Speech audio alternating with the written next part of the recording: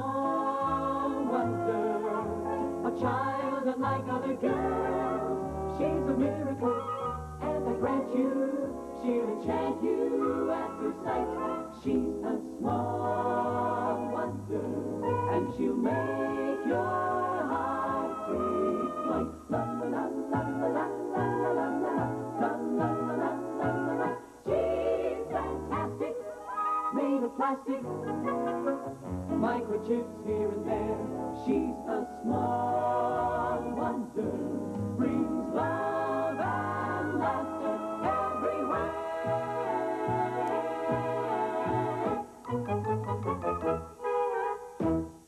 Here we grow again. Room Plus Furniture.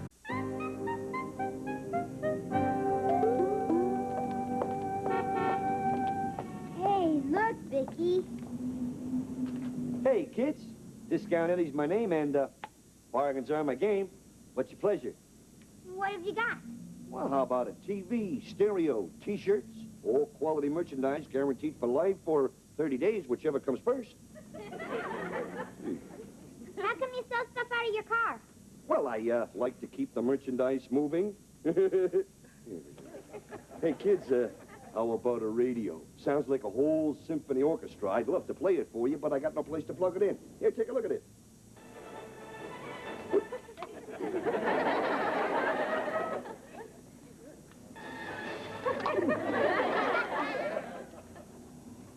It must be the batteries. It don't work on batteries. She does. Huh? See ya. Hey, wait a minute, kids. How about a mini TV? Battery-powered, state-of-the-art, hottest item I got. I'd love it, but I couldn't afford it. Afford it? Oh, this face. Oh, this. Listen, kid, I like your face. Tell you what I'm gonna do. You can have this TV set for, how much did you say you got on you? I didn't. But I've got what's left of my mom's grocery money. $10. What a coincidence. That's exactly the price of the set, $10. And 18 cents. And 18 cents. That's all. It costs a lot more in the stores. Well, right you are, but you see, due to my low overhead, I eliminate the middleman. Why, sometimes I even eliminate the manufacturer. But listen, you kids better make up your mind quickly. I only got one left. Well, can always pay Mom back with my allowance. Okay, Eddie, I'll take it. Smart move, kid. You are no meathead. Hi, we're back. Okay. Oh, hi, kids. Hi. Mom, Dad, guess what I bought from Discount Eddie? Discount Eddie? A mini TV, and it only costs $10.18. Guaranteed for life or 30 days, whichever comes first. I'll bet. You know, a set like this costs at least $80 or $90. How could you get one for $10.18? He liked Jamie's face. Yeah, I used what was left of the grocery money, Mom, but I'll pay you back. Isn't it terrific? I'll let you know when I get a picture.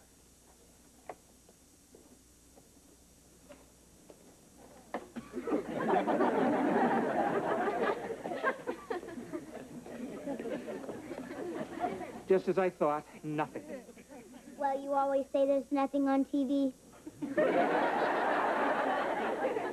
What happened, Dad? Well, you got ripped off, Jamie. Okay, where is this guy's store? Sort of on the corner of 3rd and Elm. Sort of? He sells stuff out of the trunk of his car. He likes to keep the merchandise moving. Okay, I'm going to have a talk with this guy, Discount Eddie. I'll be back later. 3rd and Elm, right? Sorry about the money, Mom. Well, maybe it's worth it to learn that you don't get something for nothing in life, huh?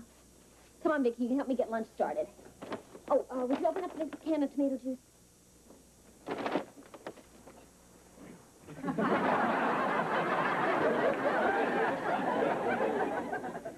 Vicki, stop! What's the matter? It says on the can to shake well before opening.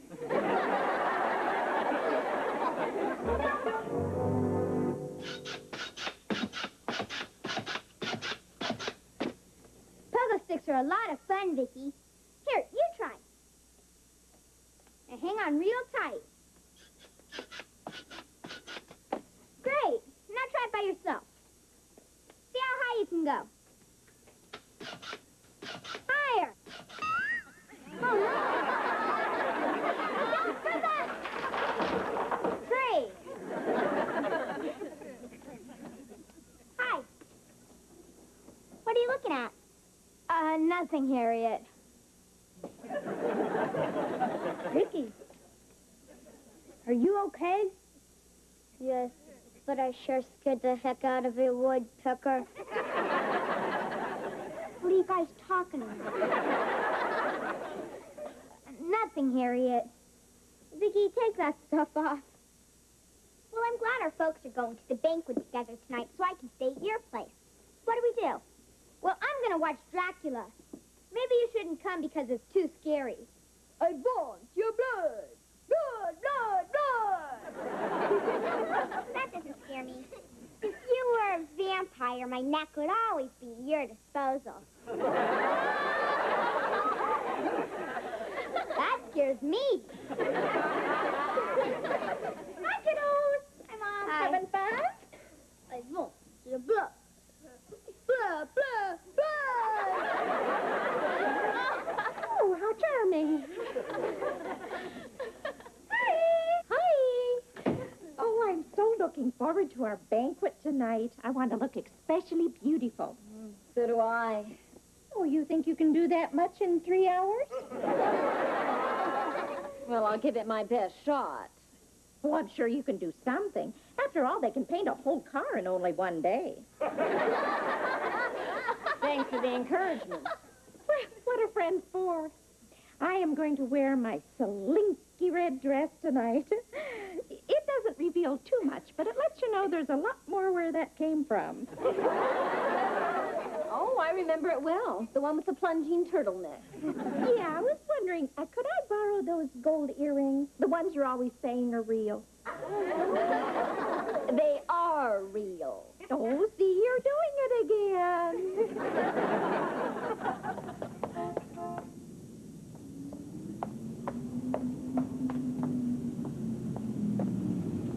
Find anything you like, pal? Are you Discount Eddie? Hey, in the flesh. What do you need, friend? A policeman if you give me any trouble. You what? What? Hey, what's the problem? You sold my kid this piece of junk. It doesn't work. I want his money back. That's $10.18. Come on. Come on. Hey, relax. You got it. Discount Eddie stands behind all this junk. Here's your money, friend. Yeah, no, don't try to... Just like that? You gonna give me my money back without an argument? Yeah, not only that, friend, but to make up for your boy's mental anguish, he can keep the TV set. Now, does Kmart do that? Oh, gee, that's really decent of you. Sorry I came on so strong. Ah, that's all right. Forget it. Take the money, take the boy to a movie, have yourself a nice evening. Well, you too. Thanks again. Bye. What's your rush? I mean, as long as you're here, friend, what do you need? A tape recorder, movie camera, X-rated T-shirt? No, listen, I gotta run. My wife's waiting for me. We're going to a big banquet tonight. Yeah, banquet? Why didn't you say so? I got just the thing for her. Now, turn around, and close your eyes, and no peeking. Will you see this? Ooh, now, how about something like this for the little lady? Oh, yeah. Genuine fox fur? Ooh, very, very nice. Now, would she not look fantastic in this tonight? Oh, Joni would go crazy over a stole like this. Well, you could say that again. Joni would go crazy over a stole. Yeah, right. Now, listen, friend, picture it. I mean, you walk into the banquet hall. All eyes are on you. You stop, and you turn. You stand there proudly as everybody admires your beautiful wife.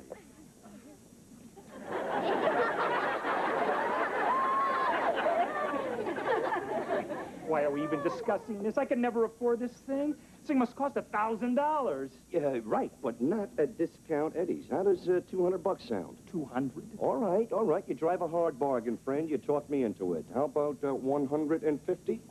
Oh, come on, Eddie. I mean, at that price, this thing has to be hot as a tamale. Well, you said it. Hot's the word. Look, no beating around the bush. Hot is hats. Well, listen, I could never buy my wife a stolen fur. Oh, really? Well, let me tell you about stolen furs, friend. I'll bet you didn't know that some of the best downtown stores sell hot furs. Come on. I like your face. I'm going to make an even sweeter deal. $149.50, including sales tax, and from you, I will take a check. Well, You think of the look on the little lady's face when she sees it. Genuine fox fur. all right, you got a deal. On the next Home Improvement, does Al's girlfriend want a horse?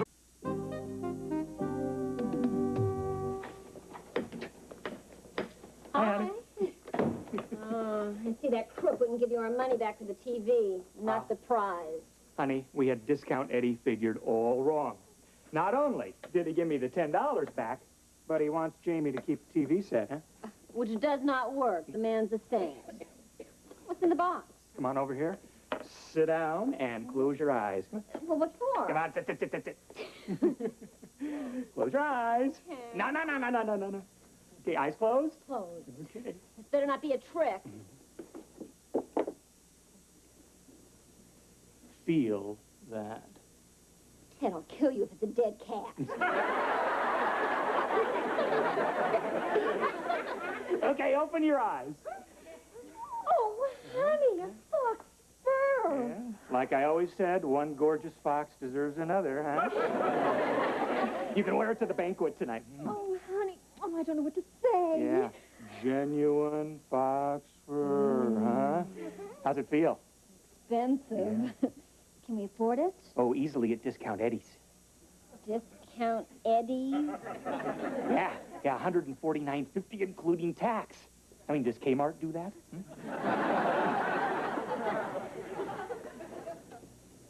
What are you doing? I'm looking for the flea collar. That price has got to be a dead cat. No, it's the real thing. Well, then it's got to be hot. That's the word, no beating around the bush. Hot is hot. Let me tell you about hot furs, friend. I mean, Joan. Honey, I appreciate you buying it for me, but I couldn't wear a stolen fur. You understand, don't you? Please take it back. But, you sure? I'm sure. But thanks. I love you for the thought. Hi. Hi. Where you been? Jamie was teaching me how to jump over the garage on the Evel Knievel of the pogo stick. Dad, did you see Discount Eddie? Yes, I did, Jamie. And not only did he give me your $10 back, but he wants you to keep the television set. Hey, maybe I could find someone to sell it to. That way I'd be ahead on the deal. Forget it. It's dishonest to sell something that you know doesn't work. Get the message, kiddo? Yeah, but what am I supposed to do with a TV set that doesn't work? You can watch TV shows that don't work. Welcome to Transylvania. Come closer, my dear. Closer. Closer.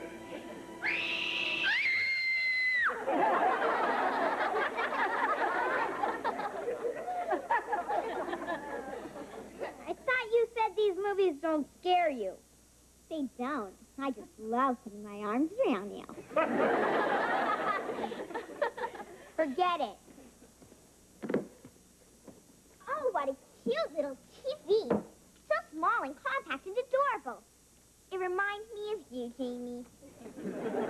Thanks a lot. I wish I had one like this. Well, you don't. So pipe down and... Harriet, would you mind going into the kitchen and getting us more popcorn? Oh, I'd love to. I heard on Dynasty that men are more romantic on a full stomach. Vicki, I think I found a buyer for my mini TV. Forget it. It's dishonest to sell something that you know doesn't work. Get the message, kiddo? Yeah, that message was for me, not for you. You're gonna sell this TV to Harriet. And just like Discount Eddie sold it to me. Got it? Got it. There's no salt on the popcorn. Salt dries up your lips and ruins your pucker. In that case, we're gonna need some sodas. I'll go get them. Discount Vicky's the name, and bargains are my game. Huh? How about this mini TV? Battery-powered, state-of-the-art, hottest item I got. I'd love it, Vicki, but I can never afford it. Listen, kid, I like your face. Tell you what I'm gonna do. You can have the set for, how much did he say you've got on you? All I've got is just $3 I found under my pillow from the tooth fairy. What a coincidence. Exactly the price of the set. That's great. We've got a deal. I'll go home and get my money. Be right back. Smart move, kid. You're a real meathead.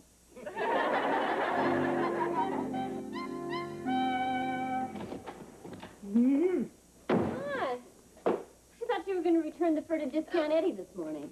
The little rat wasn't there. He must have crawled back into his hole. And I called the bank, and they already cashed the check. Terrific. That means we're at $150. Shame! Shame, shame, shame on you! What's the matter, Bonnie? Well, your deceitful child took advantage of my innocent little lamb. Speak up, dummy. Watching television set for $3 and it doesn't work. Sorry about that. I'll see that Jamie returns your money. It wasn't Jamie. It was Discount Vicki. Discount Vicki? Come on, Harriet. We'll get your money back right now. I think Bonnie and Clyde are in their room. Oh, tell Joan I'm returning her gold earrings, and I think I should warn her. About what? Well, they're fake. I barely got to the mirror before my ears turned green. Bonnie, those earrings are real. Your ears are fake. Oh, my. Now, what is there? Oh, that's nothing. It's just a genuine fur stole that I got for Joan. Oh, on your salary? It is absolutely divine. Now, why didn't she wear this to the banquet? Why? Well, because she's allergic to it. You see, it makes her break out. Ooh, me too. In envy, I have always craved a stole like this. Oh, I love it. It is me all over. Oh, you did say that Joan was allergic to it. Do you think she'd want to sell it? No, I'm afraid not, Bonnie. Well, if she can't wear it, why not? Bonnie, to tell you the truth, the fur is hot. That's right. It's supposed to keep you warm. No. What I mean is the fur is stolen. Of course. That's why they call it a fur stole. Bonnie, read my hand. The fur is stolen. Yes, and how much do you want for it? Bonnie, I can't sell you the fur in good conscience. All right, then let's use my conscience. It's not so good. How much did you pay for it? $150. Sold. Just on my way from the bank, and I've got that much on me. Here No. you go. No, I don't think Joan would approve. No, sorry, all sales are final. Well, Harriet got her money back and went home. You like it? Ted just sold it to me. What? Well, honey, I tried to talk her out of it, but she insisted. Yes, I know a good bargain when I see one. And look on the bright side, Joan. It looks better on me than it does on you. Bonnie, I can't let you have that fur. It was a gift from Ted. It has sentimental value for me. In that case, of course, Joni, dear. You can buy your fur back. Thank you. As soon as you come up with the full amount. What do you mean? Well, the price is now $500. Take it or leave it. That is highway robbery. Oh, how can you put a price tag on sentiment? Bye-bye. Give me that fur. Oh, not until you meet my price. I've never heard anything so outrageous. No, give me some time and you will. Ladies.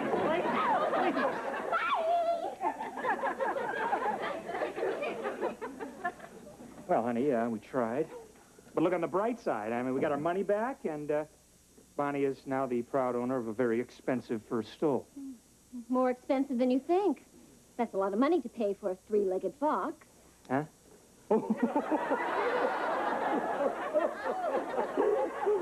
It's a dead cat after all. Mom, Dad, guess what? My TV's fixed. It works. How'd you fix it? Vicki, watch this.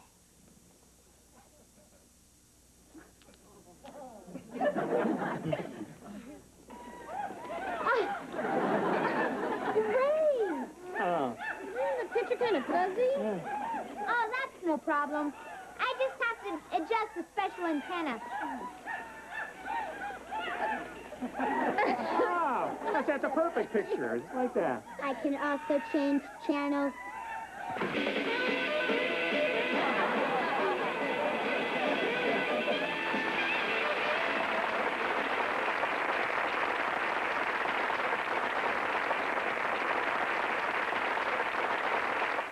If you've been hurt by anything, a car accident, A small wonder, lovely and bright and soft curls. She's a small wonder, a child unlike other girls. She's a miracle, and I grant you, she'll enchant you at first sight.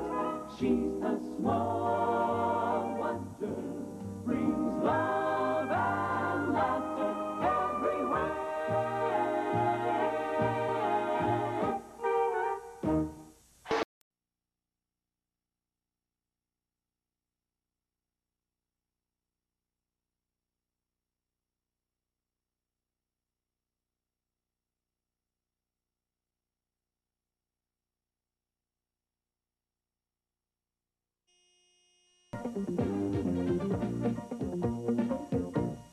She's a small wonder, pretty and bright with soft curls. She's a small wonder, a girl unlike other girls. She's a miracle, and I grant you, she'll enchant you at first sight.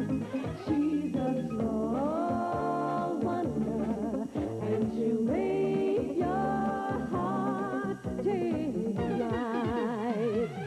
She's fantastic, made of plastic, microchips here and there.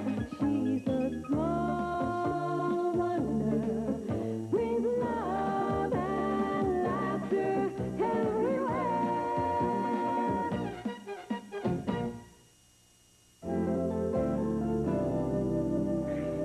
Got another worm for our fishing trip. Now that is ugly. Reggie, to you, that worm is ugly. But to a trout, that worm is a Twinkie. We're going to catch enough trout this weekend to open our own fish market, right? Right.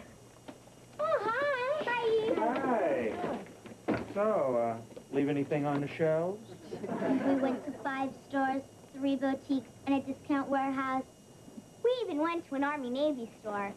Harriet, tell me you're enlisting. Okay, honey, why this sudden shopping spree? Oh, we needed to get a few things for our fishing trip. Our fishing trip? Well, yeah, you said last night that we were going fishing, didn't you? Well, yes, honey, but apparently you misunderstood. I meant we, us, not we, you. The fishing is for guys. Yeah, Mom. You wouldn't want to go fishing. You'd have to put these slimy worms on your hooks with your bare hands. And you have to clean smelly fish with your bare hands. Then you'd have to bathe in the lake in your bare, you know.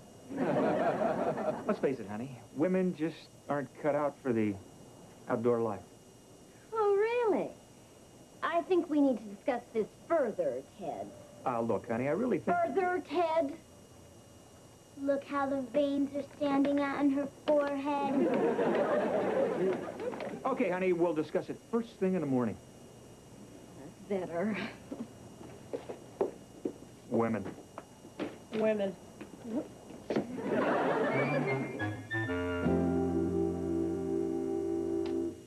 Quiet, guys. We want to get out of here without making a sound. Thought you were going to talk to Mom before we left. I did talk to her. What'd she say? Nothing. She was asleep. It's okay. I gave her a note with some flowers. Boy, there's more to fishing than I realized. 2 more steps to freedom. Walking in our sleep, are we? Hey, morning, hon. We were just talking about you. All right, guys? Right. That's a fact, ma'am. Ted Lawson, what you're doing is sneaky and underhanded. Joan, darling, I'm only thinking of you. We are going to be miles from civilization. What if, God forbid, there was an emergency? You couldn't handle it, hon. You'd go to pieces. I mean, you get upset over a broken fingernail. Uh-huh. Uh-huh. Or when you get a run in your stocking. Uh-huh. Uh-huh. Joni, it's nothing personal. It's just that, guys gotta do what guys gotta do. Right on. Yeah, baby. Sure. I understand. You do? Why should I complain? I got flowers. Go ahead. Have a good time, macho men. We will. Thanks. Well, thanks, then. You, Vic. Bye, hon. See you tomorrow night. I love you.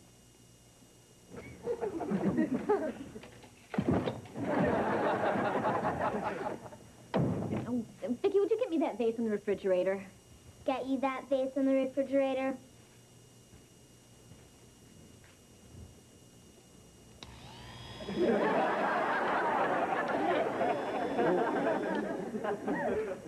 Thanks, Vicki.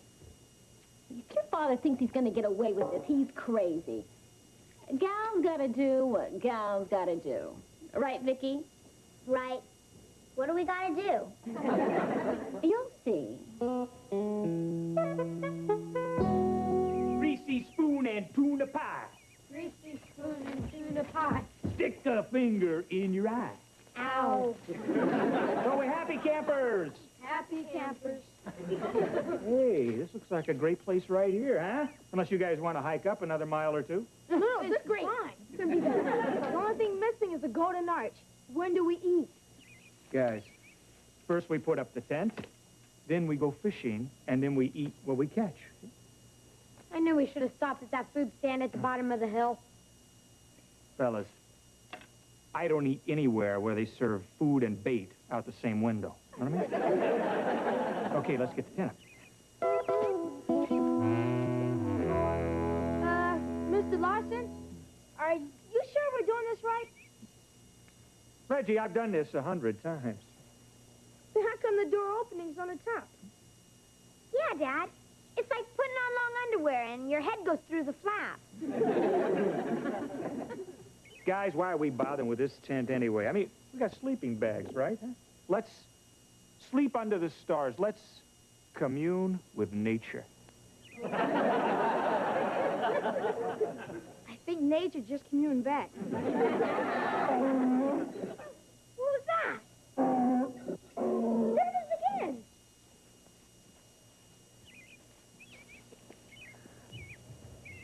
Hey, a pack mule. Boy, some guys know how to go fishing. Right. It's Mom. Joan, you're not supposed to be here. Well, tough. We decided that we wanted to go fishing, too. After all, gals gotta do what gals gotta do. Right on. Yeah, baby. Andy, would you unload Sweet Pea now, please? Yes, ma'am. Oh, and put the tent right over there. Where'd you get the mule? Mules are us. It was right behind the food and bait stand at the bottom of the mountain. The one you wouldn't let us stop at? You should have. She made us the greatest waffles and pancakes for breakfast. Guys, listen. That is the coward's way. I mean, we'd rather catch our breakfast, right? Right. Let's go catch a couple of pancakes. All unloaded, Mrs. Lawson. I'll be back for you tomorrow at 4. Oh, fine. Thanks, Andy. Bye, Sweet Pea. Okay, girls, let's set up the tent. Okay, guys. I guess we gotta help them with that. Come on. Oh, that's all right. We can handle it. I mean, how hard can it be? Well, Joan, it's easy when you know how to do it, but it could... We can handle it. Oh, they can handle it. Well, this ought to be good. Let's give them some room, guys. Yeah. I wish I had my camera. Okay, Vicki.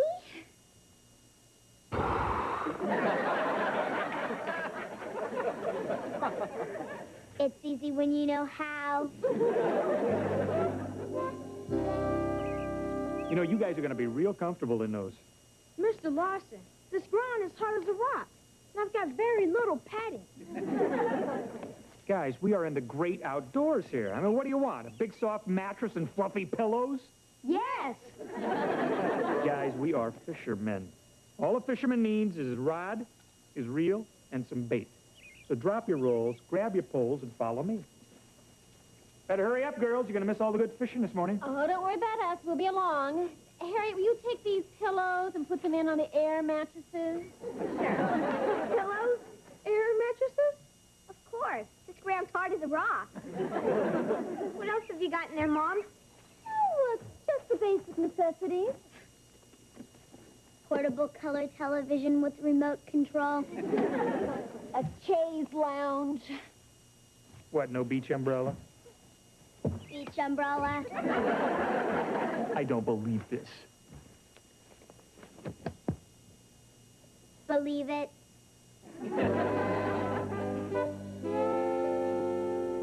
Isn't this great, guys? Smell that fresh air. I'd rather smell a fresh fish. Yeah, we've been fishing for over an hour, and all I've hooked is my pants. Hi, guys. Hi. Hi. How's the fishing? Hey, it's great. It's just great.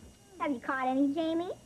Well, I caught one for over half an hour, but it got away.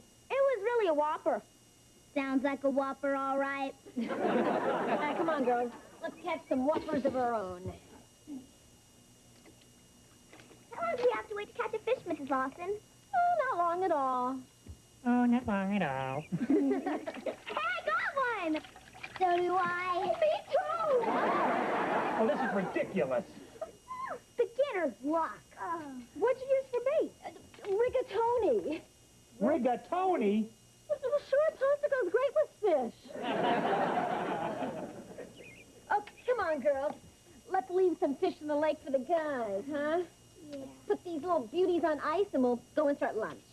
What are we having with the fish, Mrs. Lawson? Oh, nothing fancy at all, Harriet. Just a cheese souffle and a Caesar salad on the side. Don't forget the chocolate cake and ice cream. Sounds yummy. Chocolate cake and ice cream? Well, we were going to have Cherry's Jubilee, but after all, we are roughing it. Bye. Guys, let's not give up, huh? Let's show them how real fishermen do it, okay?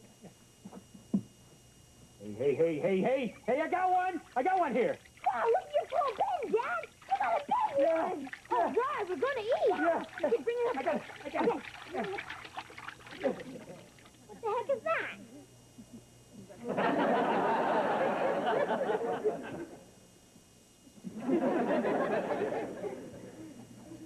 Well, it is a fish.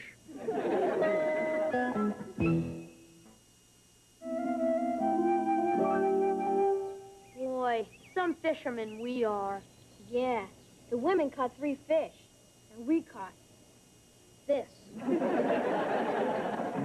Listen, guys, so we didn't catch any fish.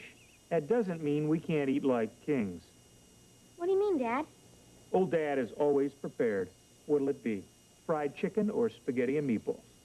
I'll take the fried chicken. And now I'll take the spaghetti and meatballs. Coming right up. Fried chicken for you, spaghetti and meatballs for you.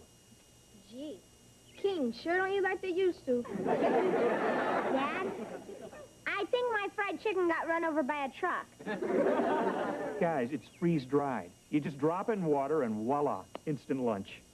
Mr. Larson, I don't like to eat any food that comes inside of its own barf bag. Guys, you're gonna love it. I'll go get some water. Jamie, I can't eat this stuff, and I'm starving. Yeah, me too. Well, I'm going to go see if I can catch some fish in a different spot. While you're at it, I'm going to take a little hike, too. Down to that food and bait stand?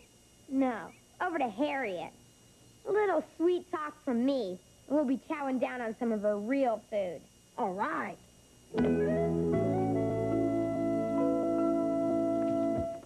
Oh, Jamie, this is a wonderful idea to have a picnic alone with you. Now, what's so important you wanted to say to me? Why don't we eat first? Or why don't we talk first? Okay. Well, you for a long time. And I guess I've seemed to care for you. Let's see. Oh, Jamie, this is the happiest day of my life. My little lamb chop. Lamb chop. You made me so happy, honey bun. Fun. I can just see our future together. We'll live in a house with a white picket fence and a puppy. One of those long, thin ones that has a body like a hot dog. Hot dog. And we'll have 2 children. What do you think we should name them, Jamie? Steak and French fries. Great names for children, Jamie. They are if you eat them. What's in here, Harriet? Lots of goodies. And you can have them all. Oh, great. As soon as we seal our engagement with a kiss.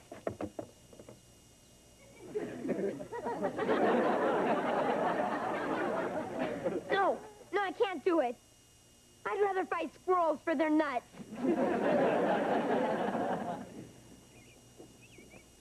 I wonder if he said he liked me just for my food. I can live with that.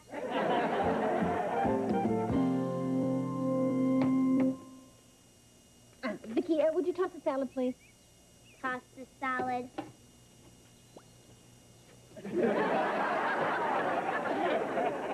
Salad is tossed. Thank you, Vicki. Hi. Oh, hi. Well, we were just preparing lunch.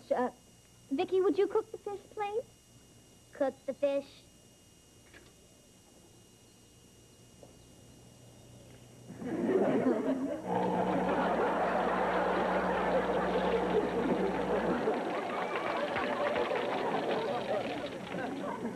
Oh, thank you, Vicki. Boy, this outdoor life is a snap. Well, sure, when you got a robot to do all the work for you. Oh, are you saying that I couldn't handle it without Vicki? Hey, if the pantyhose fits, wear it, huh? Really? All right. Vicki, from now on, you're not to use any of your special abilities for the rest of the fishing trip. Got it? Got it. Good. Good. Good luck, hotshot. Okay, guys, no more fooling around. We're going to do some serious fishing. This time, we're going to go further up the lake. Dad, based on your track record so far, Reggie and I will go further down the lake. Good idea. We'll catch them coming and going. Hi. Hi, guys. You having fun? On a scale of 1 to 10, we haven't stepped on the scale yet. We're going to do some more fishing. My poor Jamie. Still trying to catch little fish. Are you suggesting that I don't know what I'm doing? If the pantyhose fits, wear it. Can I go with you, Jamie? No way. Why should we take you? I have some chocolate cake in here. Good reason.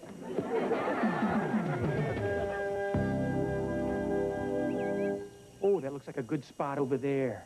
Okay, fishies, it's chow time. Come and get it. Nice, juicy worms. Why am I getting shorter? Oh, no! Quicksand! Help! Help me, Joan! Help! Help me! I'm sinking! Help! Hey, what's the matter? Just stay back! Stay back! There's all quicksand in here. Here. Take this. Pull me out. Help me, Vicki. Now, listen, Vicki, extend your arm out here and pull me out. Mom said I'm not to use any of my special abilities for the rest of this fishing trip. This is an emergency. Toss. Can't I reprogram her? No. I'd have to work on her circuits. It'd take an hour. At your current rate of descent, you have only 3 minutes. Joe, find something to pull me out, a tree branch, anything. Move. Come on, Vicki. Oh, here's something. Joan, would you hurry? I'm sinking here. Oh, you know us women. We just go to pieces during emergencies. That was a joke. You're a rock in emergencies. Besides, I could break a nail. Get her run in her stockings. I knew I had too much insurance. Oh, come on, Vicki. Let's go back to camp and try and think of some way to save him. Joan, don't leave me. Listen, you can have my half of the community property. Don't go to pieces, Ted. I'm sure you'll think of some way to get out of a little quicksand. How? Just walk out. That is a dirty, rotten trick. See ya, hot shot.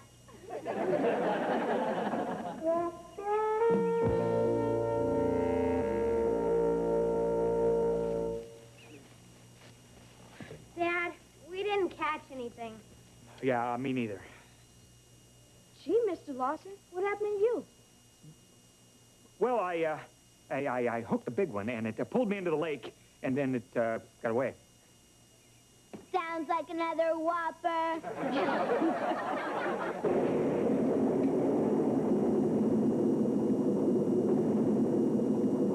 Uh-oh, look at those clouds. Let's make it some rain, girls. Yeah. We better get our raincoats, Miss Lawson. Yeah, right. Oh, no, I forgot to pack them. I heard that. Pretty dumb, Joan. I didn't forget ours. There you go, guys. We are going to stay nice and dry. Well, guys, looks like we got the last laugh on them, right? I don't think so, Dad. What do you mean? Look! Suntan lotion, Harriet? Thanks. How about you, Vicki? No, thanks. We are roughing it. I don't believe this. They catch the fish and we don't. It's pouring rain on us, and the sun is shining on them. How come, Mr. Lawson? I think there's only one explanation, Reg. Yeah? God is a woman.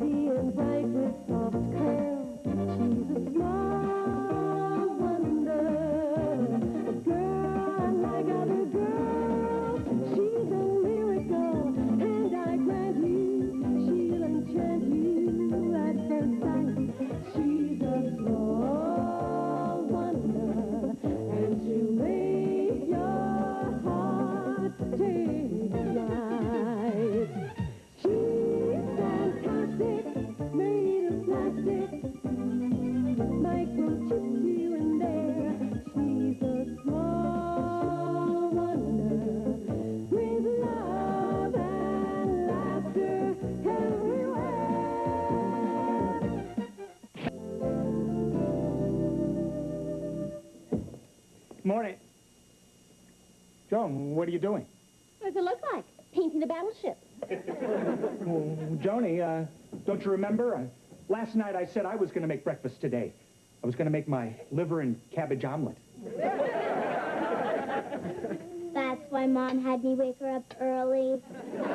Okay, go ahead and make jokes, but back in college I was famous for my liver and cabbage omelet. I mean, I was the fraternity cook, you know. Your cooking is the reason they started swallowing goldfish. Okay, you guys are the losers. Oh, speaking of college, Joni, you'll never guess who I ran into yesterday who just happened to be passing through town. Benny Gross. Benny Gross. Oh, no, not that awful fraternity brother of yours. Yep. The same Benny Gross that wrote that sleazy gossip column in the college newspaper. Oh, just thinking about him makes me want to bathe. He gave me one of his big bear hugs, and I wanted to walk through a car wash.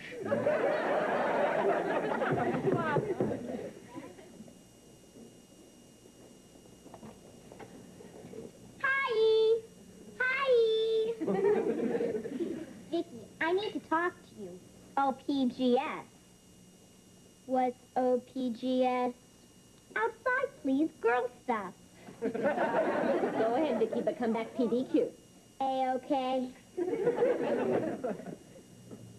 Vicki, what do you know about the Princess Girls Club at school? Jamie says they're rich, stuck up, and spoiled. My kind of girls. I overheard them say they were going to ask you to join, because you're the smartest girl in school and the best cheerleader. But I'm not rich, stuck up, and spoiled. No problem. You can be taught how to act like that by an expert. Me! Now, remember what I taught you, Vicki. When dealing with the princesses, the snootier you are, the better. The snootier, the better. Look, here they come. Snooty it up. Hello, I'm Buffy, and this is Binky. Hello, I'm Snooty. Hi, I'm Harriet. Hi, Harriet. Come, dear. Now, Vicki, we desire to speak with you for a minute, love. The name's Victoria, not Vicki. And you have 30 seconds, love. Ooh, Vicki, I like your attitude. It's très chic. It's more than I can say for that dress. Oh, nice. Good down. I wish I'd said that. You will.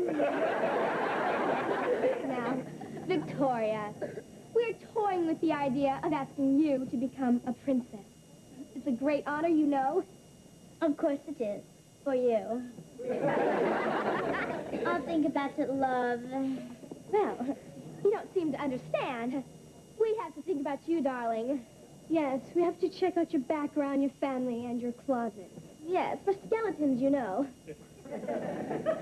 Our skeletons don't live in closets. We bought them a condo. Hey, oh, Jamie, your sister's talking to the princesses. Boy, they foxes. Yeah. They're probably using her to get to me. Yeah, right. That's like using Cher to get the PB Herman. James, I don't even know you're alive. Oh, yeah? We'll watch. As the Big J shows you how to bait the hook and reel one in. Hey there, foxes. Que pasa? Who are you? Or more to the point, what are you? I'm Jamie, Vicky's older, sophisticated, worldly, available brother. Victoria. We'll consider you anyway.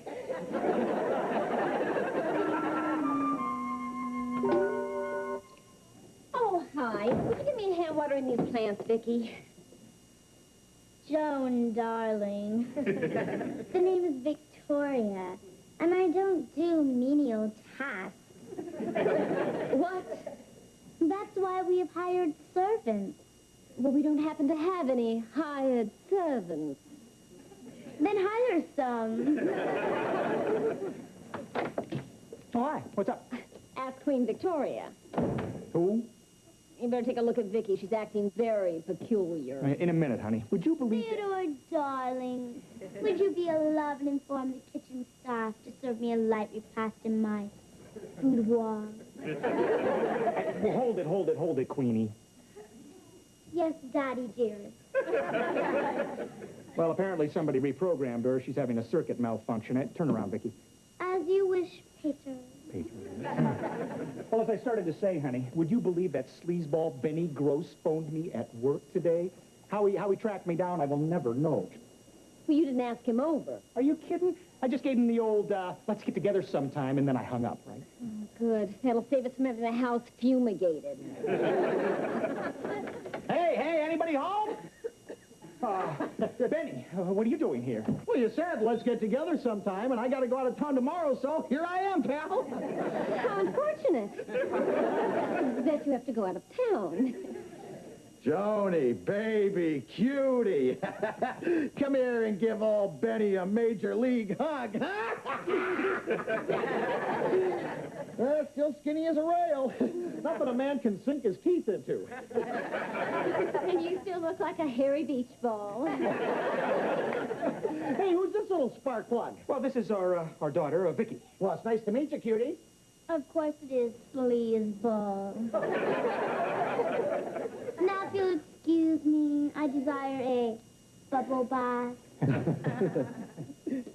Hey, what's that thing on her back? Well, that's, you see, she likes to watch those robots from outer space cartoons, you know, and she likes to pretend that she's a robot, and so I built her that backpack, yeah.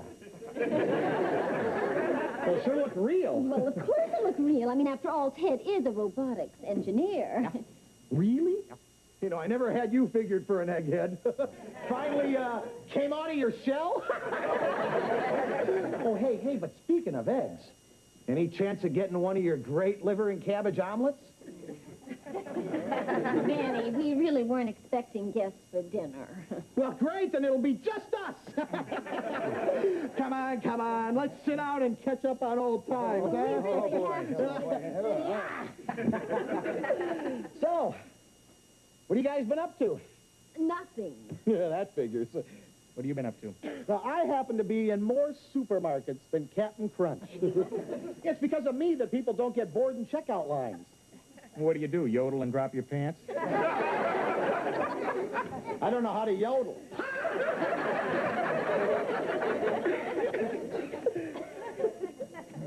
No, you know those gossip papers they sell on the checkout lines? Well, I am the ace reporter for the National Tattletale. You're kidding. Hey, if I'm lying, I'm dying. Well, wait a minute, Benny. You mean you write those stories like the ghost of Elvis cured my baldness? That was one of my best. But it couldn't compare with my Nebraska wiped out by mayonnaise famine. Or my Siamese twins win doubles title in tennis tournament. You actually wrote those stupid stories? You actually read them? Well, I was a very long line, and I had more than 10 items. Benny, where do you get all these strange ideas? Oh, any place. Well, look, like you've just given me a great idea for a story. We have what? Yeah, it's about a story about a robotics engineer who builds a robot and passes her off as his human daughter. What? Come on, Benny, that's absurd. I mean, that kind of technology is years away. I mean, see, it's absolutely impossible. Yeah, I suppose you're right. Yeah, the only paper that'd print that drivel would be our competitor, the Public People Peeper. Yeah. They'll print anything. Oh, but not me. It's nice to know you have such high standards. Oh, you said the S word. I'll start dinner. Ted, would you get the large serving platter down for me, please? Yeah, sure, honey. Try to make yourself at home, Benny. Hey, take your time, take your time. Oh, sure is a nice place you got here, pal. Guess the nerds wind up with all the bucks.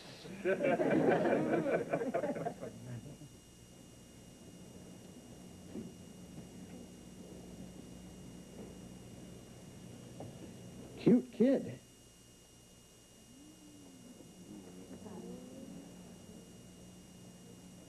Nice frame.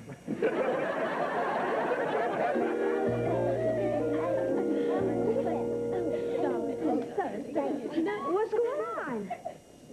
Jamie, did your sister come with an extension cord? What do you mean? How often do you have to change her batteries? What are you guys talking about? Oh, well, see for yourself. Oh, no. I mean, what's up?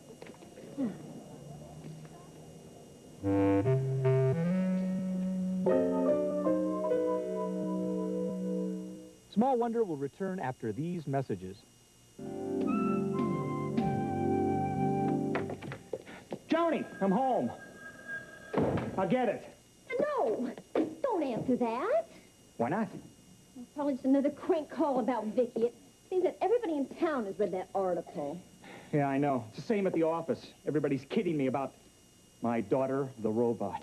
You just kill Benny Gross for writing this. Yeah, I got another headline for him. Irate father dismembers chubby reporter.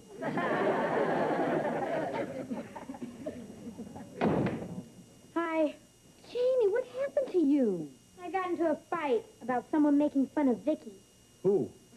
The 8th grade. Oh, Jamie. Kids can be so cruel when they think somebody's different. In fact, I know some adults who aren't much better. Unfortunately for Vicki, a robot can't have any feeling about the whole thing. Hi, honey. Am I a robot? Of course you aren't, sweetheart. You're our own sweet little girl. You see, it's not possible for us to love a machine as much as we love you. We love you very much, honey. You are the dearest, most loving daughter a mother could wish for. Okay? Boy, you ask a simple question, you get a pageant. Dad, you ever gonna tell her she's a robot? I can't, Jamie. You see, she's programmed to think that she's a real little girl, so I can see how close to a human she can get. Another crank call. No!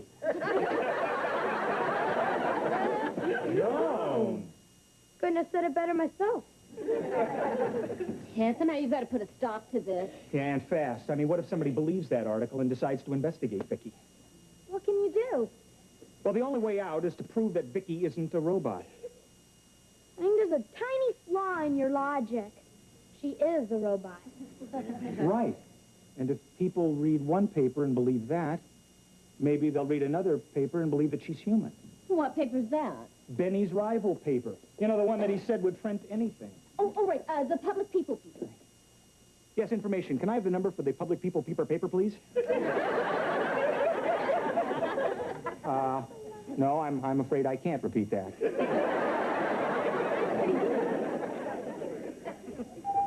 Oh, that must be the man from the paper, the Public Pooper Scooper. I mean, the peeper. You're right the first time, honey. Kids, get ready. Ready? Mrs. Lawson? Yes? I'm William Willis from the Public People Paper, the paper for peeping people. Please come in. Thank you. Hi, Ted Lawson. Please sit down. Thank you very much. I'm sorry I couldn't get here sooner, but I had to meet a deadline for next week's edition. Big story. Merv Griffin eaten by a giant clam. I can't wait to read it. So you say you have a story for me. Besides, I wanted to meet this daughter of yours, the so-called robot. Why, Mr. Willis, you sound as if you don't believe the story written in the National Tattletale. Oh, nobody believes anything that phony rag prints. Well, what's the story you've got anyhow? And why didn't you give it to them? Well, the Tattletale pulled a fast one on us. Yeah, they promised to pay us $1,000 for the story about our robot daughter. And then when they printed it, they refused to pay. But we got the last laugh, and we're no fools. We didn't tell them the whole story. Oh? Well, what is the whole story? Mr. Willis, we don't intend to get burned again. So, if I give you a story that's 4 times as good as the one the Tattletale printed, what's it worth to you? Oh, you are distrustful and conniving. My kind of people. Look, I'll tell you what I'll do. If your story is really as good as 4 times as you say it is, I will give you a check for 4 times the amount that they'll pay you. 4,000. 3. All right, it's a deal. Well, what's the story already? Well, we told the Tattletale about our robot daughter, but we didn't tell them about our other special children. Oh? What's so special about them? They're robots, too. A whole family of robots? Come on, give me a break. All right, Mr. Willis. Would you like to meet them? More than the Tooth Fairy. Okay, you already met our robot daughter, Vicki. Vicki, come out here, please. Say hello, Vicki. Hello, human. I'd like you to meet our other robot daughter. Say hello, Harriet. Hello, human. And our other robot daughter.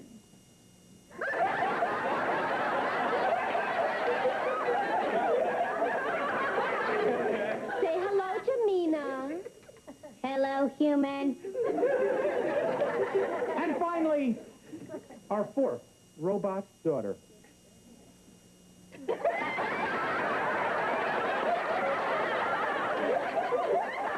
Say hello, Regina. What's happening, human?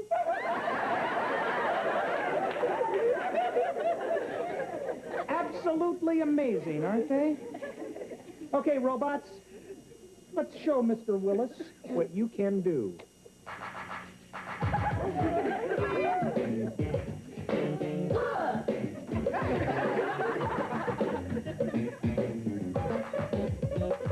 My name is Vicki, you read about me, and I'm a robot, as you can see. I'm not Sam Bolts with a small generator, all thanks to Dad, who is our creator. I'm the robot that's full of spunk. I'm made of wires and screws and junk. I get to dance and drive and move. I'm state of the art, so watch me groove.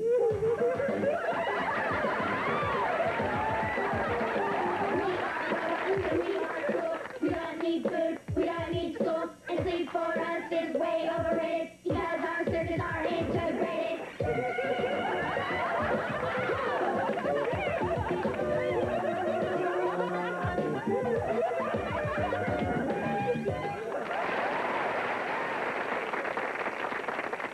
Oh, aren't they fantastic, Mr. Willis? Front page stuff, huh? Hey, I wasn't born yesterday. Robots can't sing and dance like that. What's that you say? Not satisfied. Want more for your money? You got it. Robots, take your positions.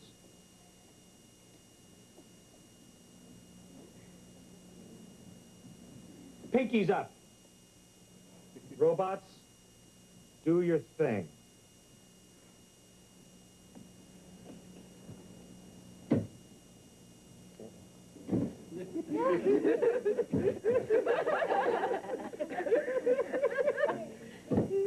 It's incredible. Well, admit it, Mr. Willis. No human kids could do that. You're right. Lawson, you've just knocked Merv and his giant clam off the front page. The headline's now going to read, Engineer builds 4 robot children. Well, that's terrific. Okay, robots, drop the sofa. Drop the sofa. Hey, what's going on here? Hey, what? Nothing. You've got a hydraulic lift under here. What are you two trying to pull? Nothing, Mr. Hey, Willis. robots, my foot. These are real-life kids. What you talking about, Willis? Who are you calling a real kid? Hey, how's this for a headline, Lawson? Tattletale lies. Robot daughter is a real little girl. Oh, I can't wait to stick it to that phony rag. Oh, I love you, you wonderful frauds. Great kid. And now our problem is finally solved. You know something, Jamie? What's that? You look kind of cute in that dress. You're like a ballet. Boy, you touch me and I hit you with my purse.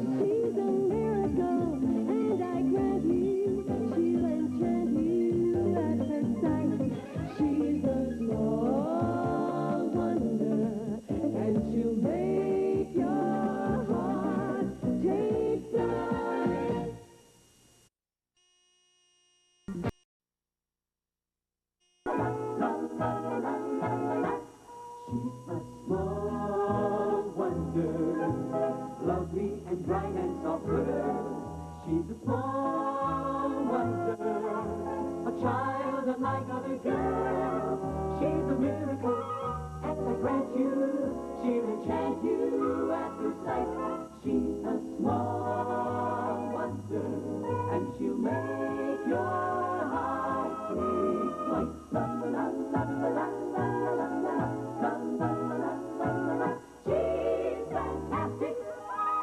plastic, microchips here and there. She's a small wonder, brings love and laughter everywhere.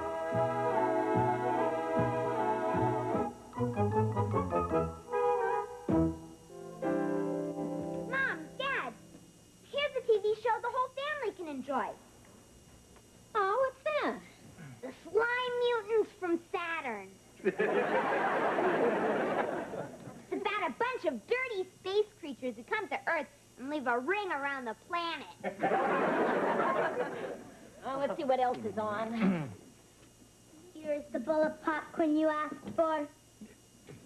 Thanks, Vicki.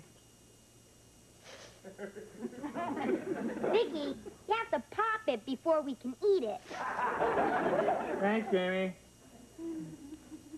Pop it.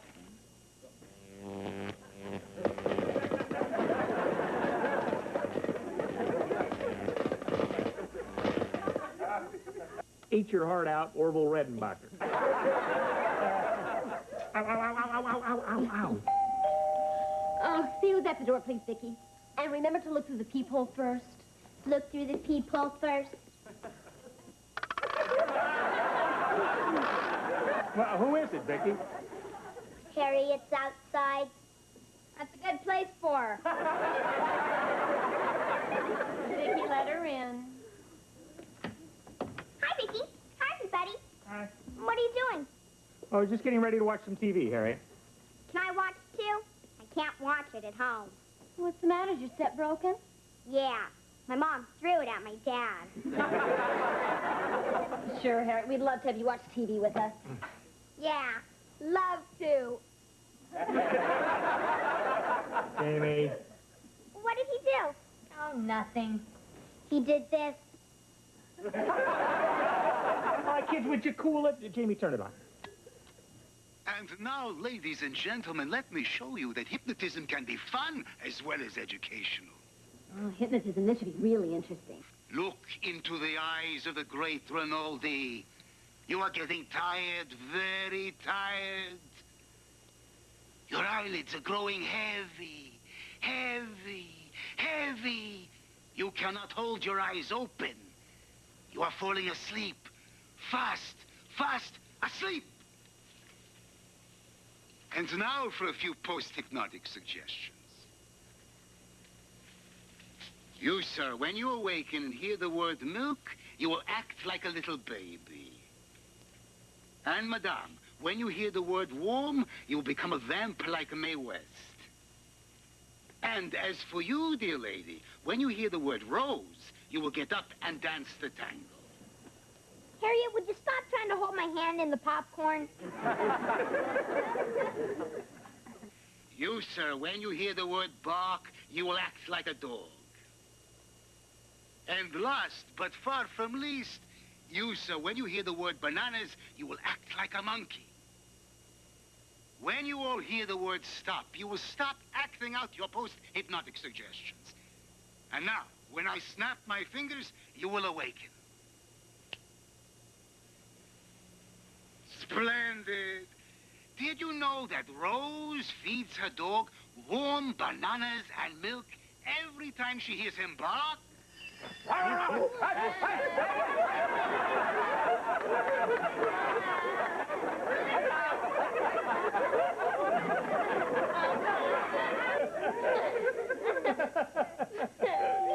I'll get it.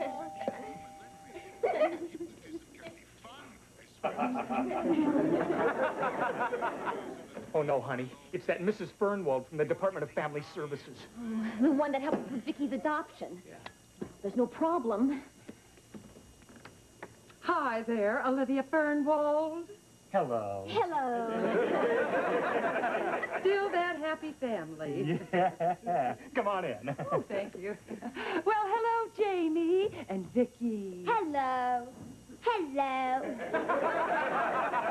Oh, and I remember this young lady from Vicky's birthday party a few months ago. That's right. I'm Harriet, the vivacious redhead who lives next door. Harriet, this is a personal matter, if you don't mind. Oh, I don't mind. The more personal, the better. Harriet, she means goodbye? As in, get lost, hit the road, see you in 1996? Look into my eyes. When you hear the word Harriet, you will throw yourself into my arms. When I hear the word Harriet, I will throw myself in front of a truck.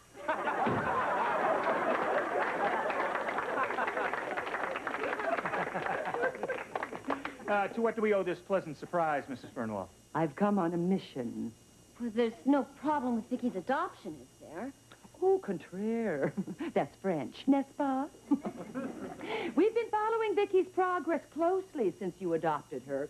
And I am delighted to tell you that the Department of Family Services has voted you the Adoptive Family of the Year. Congratulations. Well, that's quite an honor. Well, it certainly is, and we're very proud. Aren't we, kids? Proud, proud. If it's convenient, my superior, Mr. Digby, would like to come over tomorrow and present you with a beautiful plaque. A plaque? Oh, that would be very nice. We'd also like to videotape a small interview with Vicki and her new parents.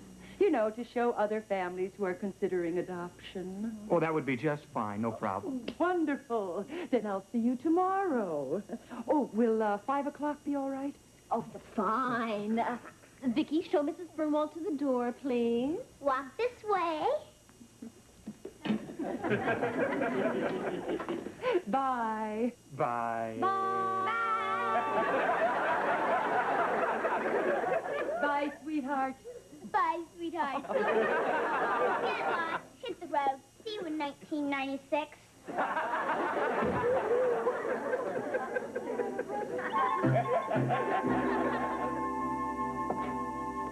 Hi.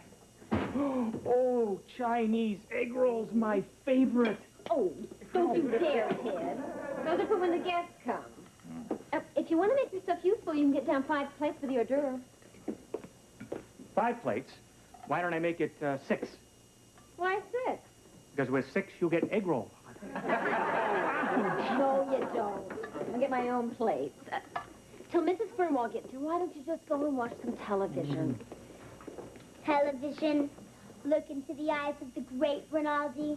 That's very cute, Vicki, but I don't have time to play right now. Look into my eyes. You are getting tired, very tired. Your eyelids are growing heavy, heavy, heavy. You cannot hold your eyes open. You are asleep. Vicki, take this train. When you hear the word warm, you will become a vamp like Mae West. And when you hear the word stop, you will stop it. When I snap my fingers, you will awaken. Take this train to the living room, please. Straight to the living room, please. Thanks.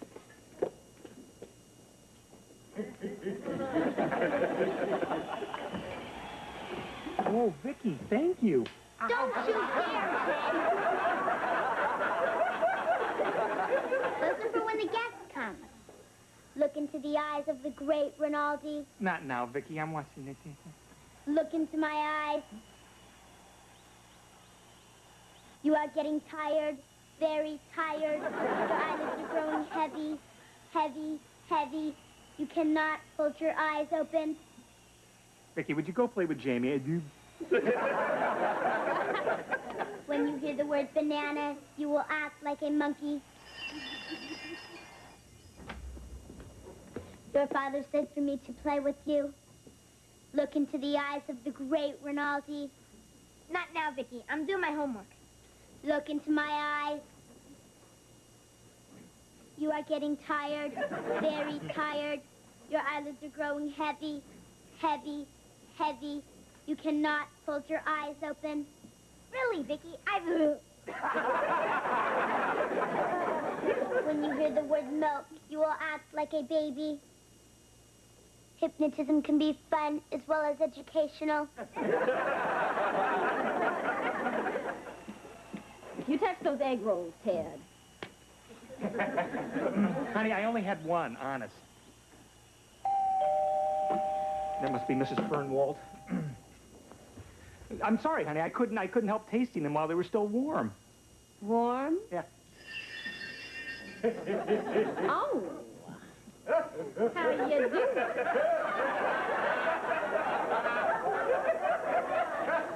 Tall, dark, and handsome. Who? Me? What? Why don't you come up and see me sometime? Come up where? What's come over you? Mrs. Fernwald is at the door. Let her get her own man.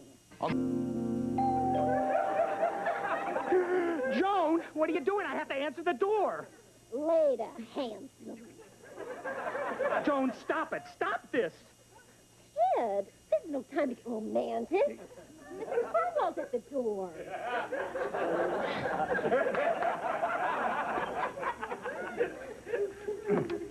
Oh, you are here.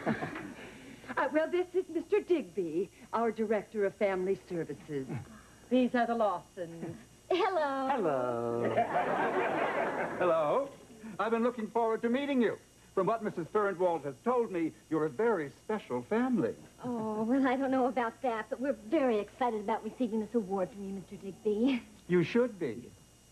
Hi. Oh, and these are our children. This is our son, Jamie, and this, of course, is little Vicki. This is Mr. Digby. Hello. Hello. House on a tilt. Well, it'll just take me a moment to set up the camera. Yes, is this going to require any makeup, sir? Oh, no. But if you normally wear it around the house, please do.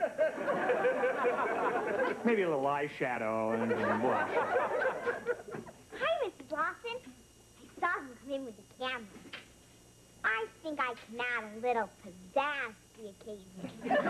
Well, Harriet, dear, this is supposed to be just for our family, about Vicky's adoption. So why don't you just run along? Right. Hi. I'm Vicky's photogenic best friend. I know everything there is to know about her. Oh, really, little lady? Like what? Well, for one thing, she thinks I'm wonderful. And what do you think of Vicki? I think she has great taste in friends.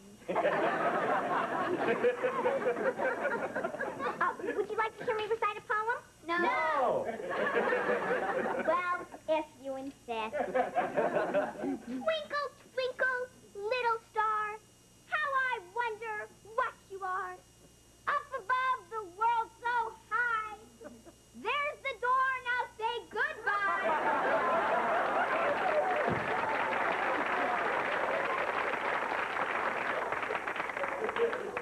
Unusual child, isn't she?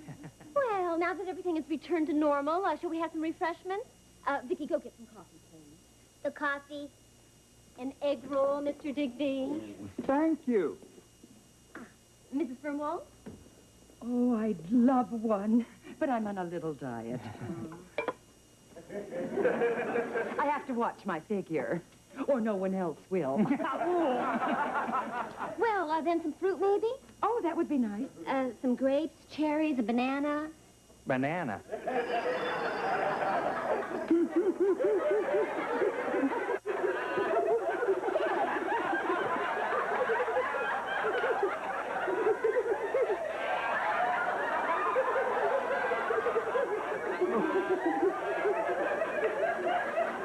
You chose this monkey to be Father of the Year? Well, Mrs. Lawson did say he was quite a cut-up. Here, stop that. Stop it. Stop what? You know what? Mrs. Fernwald, your fruit? Oh, could I have a glass of water instead? Oh, of course, I'll get it for you. Oh, don't trouble yourself. No, I'll have Vicki help me. Oh, Vicki, could I have a glass of water, please? A glass of water. Oh, isn't it exciting, Vicki? Just think, after we tape the interview, you'll be able to see it on your own television set. Television. Look into the eyes of the great Rinaldi. I beg your pardon, dear. Look into my eyes. You are getting tired. Your eyes are growing weary. You cannot hold your eyes open. And as for you, dear lady, when you hear the word rose, you will get up and dance the tango. Almost ready, folks. Oh, can I help you there, Mr. Digby? Oh, yeah. Would you just hold this here? Dad, can I have an egg roll? Have a grape, they're healthier. Okay. That's an egg roll. You're kidding. I guess we better have my eyes checked. Yeah, give me one of those grapes. I should alert you, Mrs. Lawson, that when I turn these camera lights on, it's liable to get a little warm. Warm? Oh. Oh. Why don't you come up and see me sometime? I beg your pardon. You're quite a hunk. Mrs. Lawson! Dad, how much do we really know about Mom? Mrs. Lawson, stop this! Stop what? Joan, dear, what has come over you? Hey, I'm sorry about that, Mr. Digby. Sorry about what? Joan. Now then, shall we get started? The sooner we finish, the better. Oh, no. I left a videotape cassette in the car. I'll be right back. Oh, this is going to be such fun. Fun. Hypnotism can be fun as well as educational. Rose feeds her dog warm bananas and milk every time she hears them bark.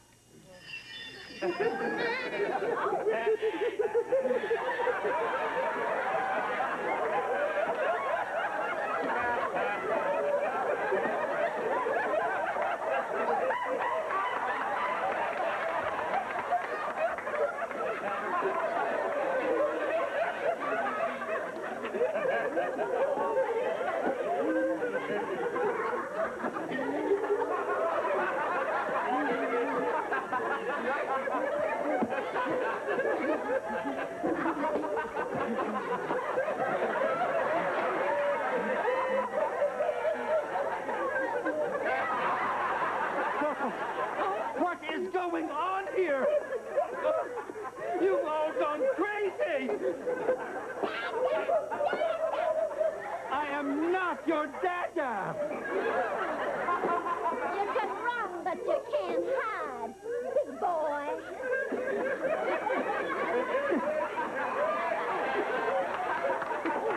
This is insane! Stop this! Stop this instant! Mr. Digby, really? May I ask, sir, what you are doing with my wife? Me? She did this? You're all wacko. Whatever are you talking about? Don't play innocent with me. You were just dancing around the room with this flower in your mouth. And you acting like a monkey while your son here was pretending he was still in diapers. Not to mention this brazen hussy. You're a fine example of family of the year. This all sounds very familiar. I am the great Rinaldi. Look into my eyes. You are getting sleepy. That's it. We saw this on television last night. Yes, yes. Vicki was watching with us. Well, if what Mr. Digby says is true, then Vicki must have hypnotized all of us into acting that way. Oh, is that possible? With Vicki, anything's possible. Well, in that case, we have nothing to worry about. Mr. Digby's bite is not as bad as his bark. Bark?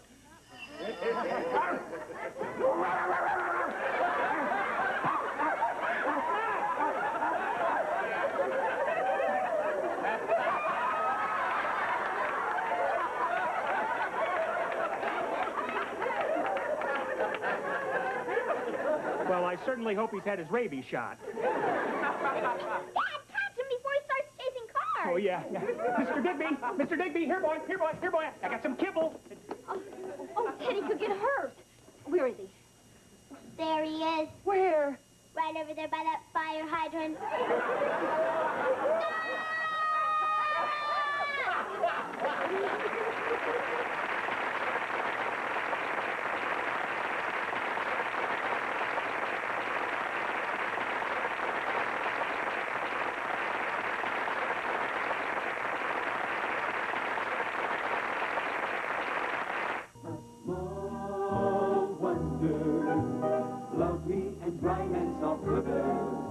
She's a small wonder, a child unlike other girls. She's a miracle, and I grant you, she'll enchant you at first sight. She's a small wonder, brings love and laughter everywhere.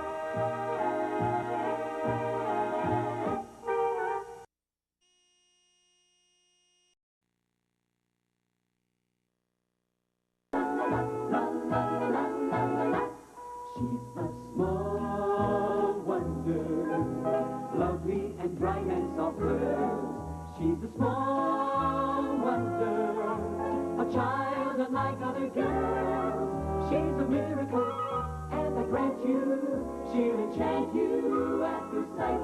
She's a small wonder, and she'll make your heart take flight. La la la la la la la la la la. She's fantastic, made of plastic, microchips here and there. She's a small wonder, brings love and laughter everywhere.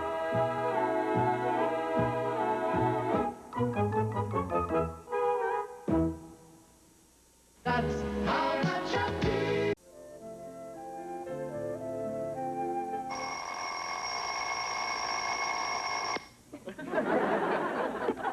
Good morning, Jamie. This is your wake-up call. Hey, stop! You told me to get you out of bed at 7:30 a.m. on Saturday morning. Right. That's because the early bird gets the worm. Summer vacation's only a few weeks away. I want to look for a job and make some money. That'll be nice for a change. Instead of working, why don't you do what you always do? What's that? Hit your father for a loan. No, I do that too much. I'd like to show him I have some initiative between loans. That'll be nice for a change. Don't be a wise guy.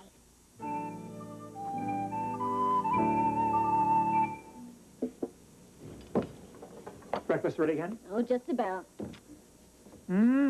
Flapjacks. Yeah. My favorite. Flip me a stack, Vicki.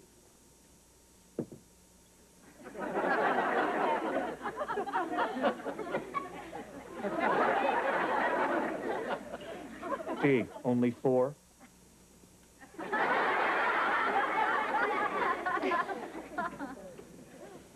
Don't expect a tip. Jamie, put away the paper. You can read the comics after breakfast. I'm not reading the comics, Mom. That's for kids. Yeah, Mom, that's for kids. Garfield eats Snoopy yet? The want ads. The one ad? Oh, well, all my friends are getting summer jobs to make a little extra dough, so I thought I would, too. I've been a burden on you and Dad long enough. Oh, get your boots on, honey. Getting a little deep in here. I mean it, Dad. Ordinarily, I'd hit you up for a raise in my allowance. That was before I matured. You hit me up for a raise in your allowance just yesterday. See how fast I've matured? How about some breakfast, Vicki?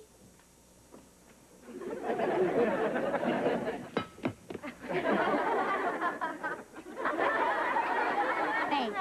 I don't expect a tip. See any interesting jobs? Yeah, here's one. Earn $1,000 a week in your spare time. I'll take it. I'll take it. Give me the phone.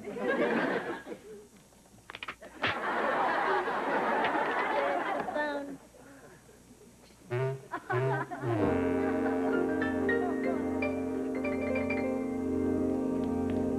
Hello? Anybody here? Boy, I wish my mom could see this mess. Makes my room look good. Hiya, kids. What can I do for you? Hi, I'm Jamie Lawson, and this is my sister, Vicki. How are you? I'm Sid Barker. Oh. I'm sorry about that.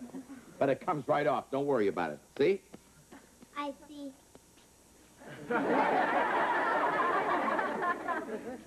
Mr. Barker, I'm looking for a part-time job.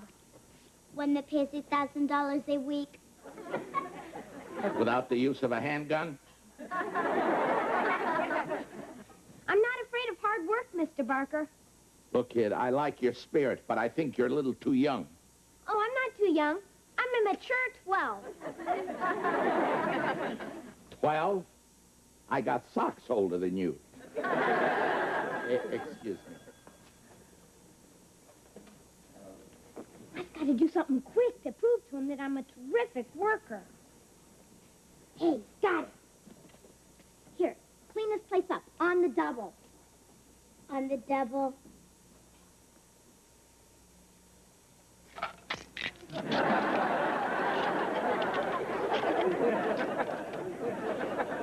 It's cleaned. That ought to get me the job. When it comes to salary, I hope he's not as cheap as he looks. So, as I was saying, kids, I'd like to help you out, but Hey, what's going on here? It's clean. I just thought I'd give you a sample of my work. Can you use me? Are you kidding? If you could cook, I'd marry you. Tell you what, you start work tomorrow. Afternoons and Saturdays, okay? Great. How about salary? I hope you're not as cheap as you look. She's just kidding. The money really isn't that important. Tell you what, I'll give you $1 an hour, okay? Well, it's a little more important than that. All right, $2 an hour, but that's it. Take it or leave it. I'll take it. But you have to hire my sister, too. Sure, no problem. Same deal. $2 an hour each? No, $2 for the both of you. He's as cheap as he looks. Don't pay any attention to her. I'll take it. It's a deal. Deal. You got it. I'll see you tomorrow. Well, it's not all bad, Vicki. You do all the work, and I get all the money. You're as cheap as he looks.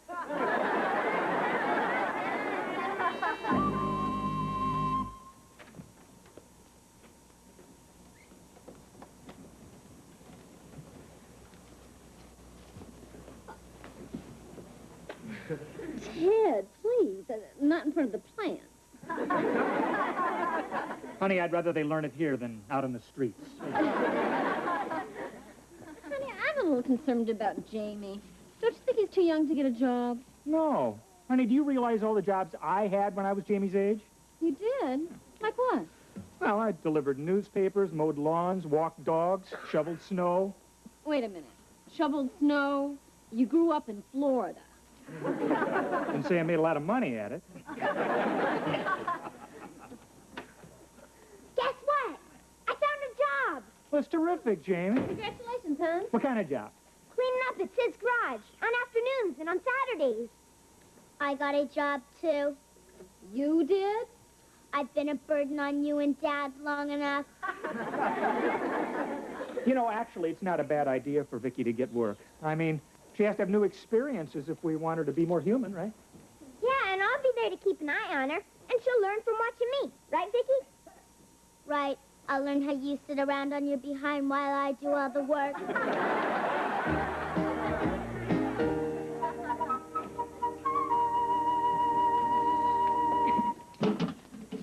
Boy, after 2 days of this, I'm pooped. This is hard work. It'll be easier if you use a straw. Don't be a smart aleck robot. Here, read this repair manual. Educate yourself. Educate myself? I'm educated. Fire again, Mr. Carson.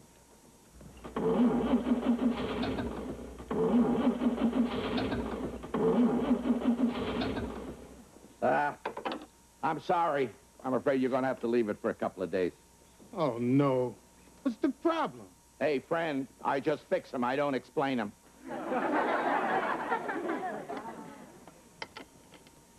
Try her again, Mr. Carson. What?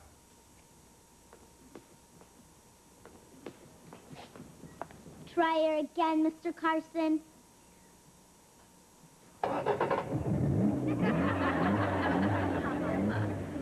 she fixed it.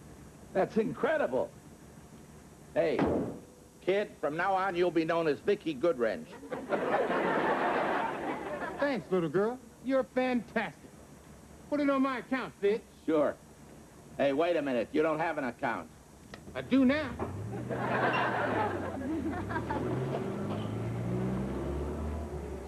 Mr. Barker, if I weren't such a bashful kid, I'd bring up the subject of a raise. You're about as bashful as a great white shark. But you keep up the good work, kid. You never know. I'll show him, Vicki. I'm going to work real hard and get a raise out of him if it kills me. You mean you'll get a raise out of him if it kills me?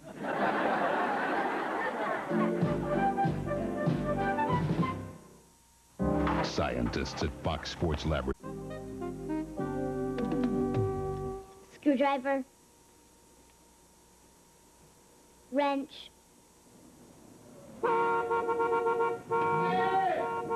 Sid! Don't tell me your horn is stuck. No!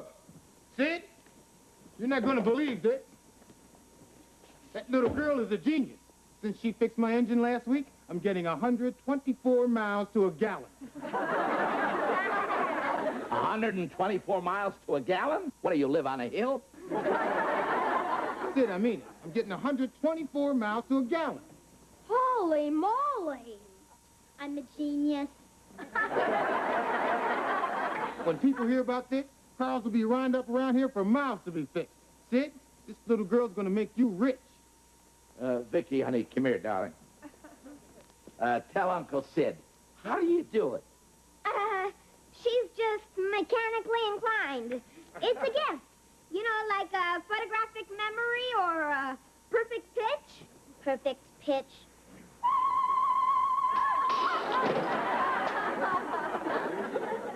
Look at that! Look at this.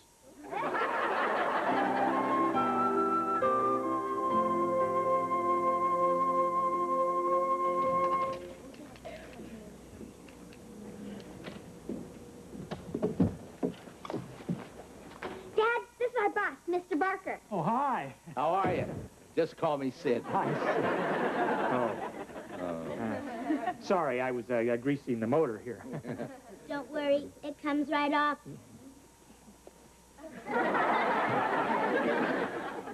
See?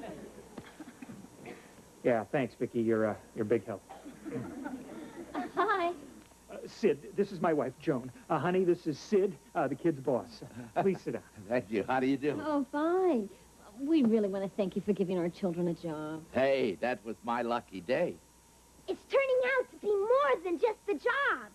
Mr. Barker wants to make us partners. Partners? Why would you want to do that? I don't know how Vicki does it, but that kid does something to a car's fuel injection system that's fantastic. That is, unless it's a fluke. What kind of fluke? One that makes the car get 124 miles to the gallon. What? No fluke, Dad. I had Vicki read all the mechanics' manuals at the garage. She's a mechanical wonder, that kid. And out of the goodness of my heart, I'm willing to make Vicki a partner. 50-50. 50-50? Will she take 60-40? Sid, listen, I really appreciate your offer, but I think that we... 70-30. Sid, listen, I think we really need some time to think about this. Sure, I understand. I understand perfectly. No rush. I'll be waiting outside in front of my car. Do you believe that he just offered us 70% of his business? 80-20. Well, I think we better find out more about this and maybe even consult a lawyer. Good idea, Dad. We've got to get the best deal we can. We're partners 50-50. 60-40. Vicki, I'm your brother. 70-30. Boy, kid learns fast, huh? Vicki, go set the table for dinner, please. Do you believe that? After all I've done for her, she wants to make it 70-30. 80-20!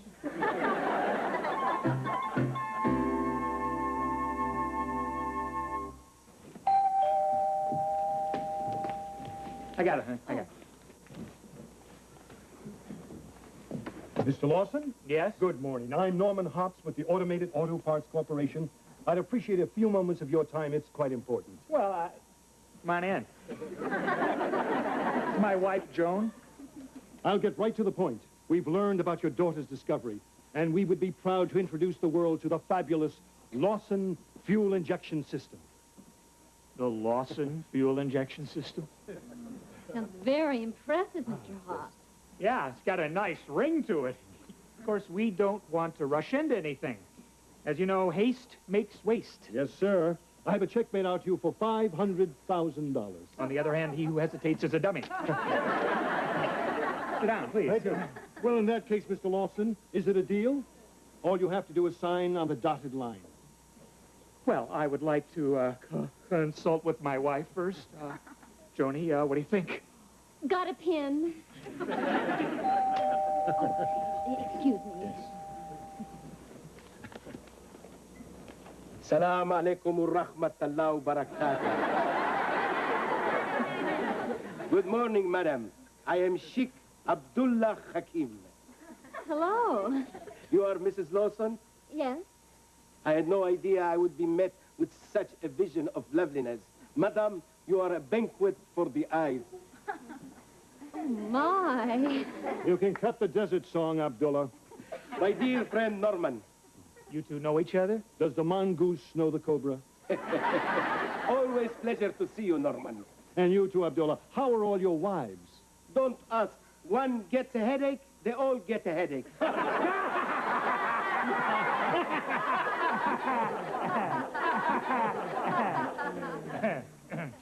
Hi, I'm Ted Lawson. Salam alaikum. Salam alaikum. Salam alaikum. What can I do for you, Sheik?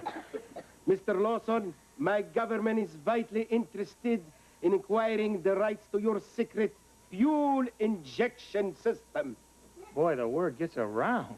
Well, you're too late this time, Abdullah. I've already offered them $500,000 for it. Camel feed. I'm curious, why would an oil-producing country want an invention that could radically reduce oil consumption? Simple economics. First they buy it, then they take it out into the desert and bury it. That makes sense. But not this time. I'll raise that $500,000 to $1 million. $1 million? 2 million. 3 million. 4 million. And I'll throw in 6 wives and 1 camel. 6 wives? You drive a hard bargain. Make that 1 wife, 6 camels. No, please, gentlemen. Your offers are very generous, but this is too big a decision to make on a spur of the moment. We're going to have a little time to think about this. That's right. I hope you understand, Mr. Hobbs, Yes. and you too, Mr. Camel. Honey, that's Mr. Cobra. I mean, Sheik Hakim. Whatever. Yeah. Your wish is my command. We will await your decision. After you. After you. Whatever he offers, I'll top. And I'll top him. We're rich.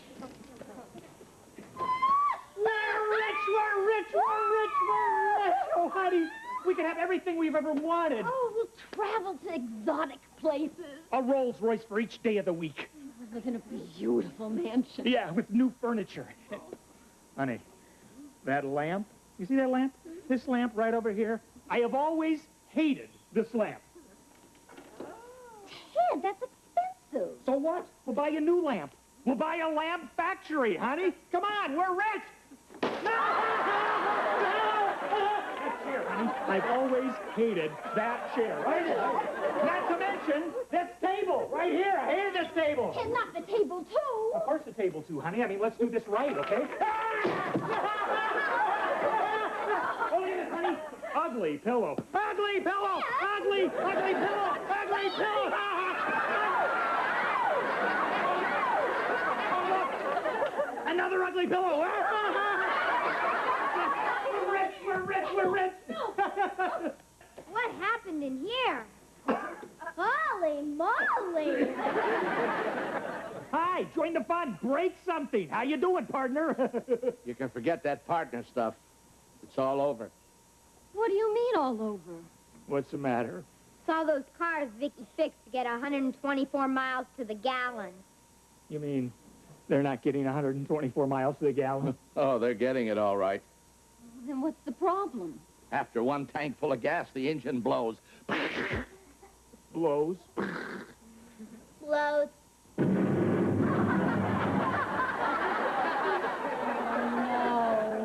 I'm through fixing cars. I'm going into some other business. Maybe I'll repair a washing machine.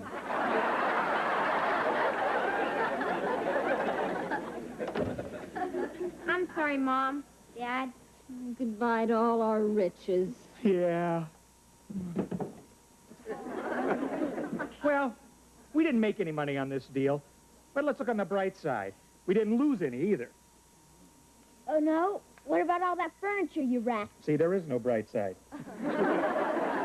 Vicki, why didn't you tell us those engines were going to blow? Hey, friend, I just fix them. I don't explain them.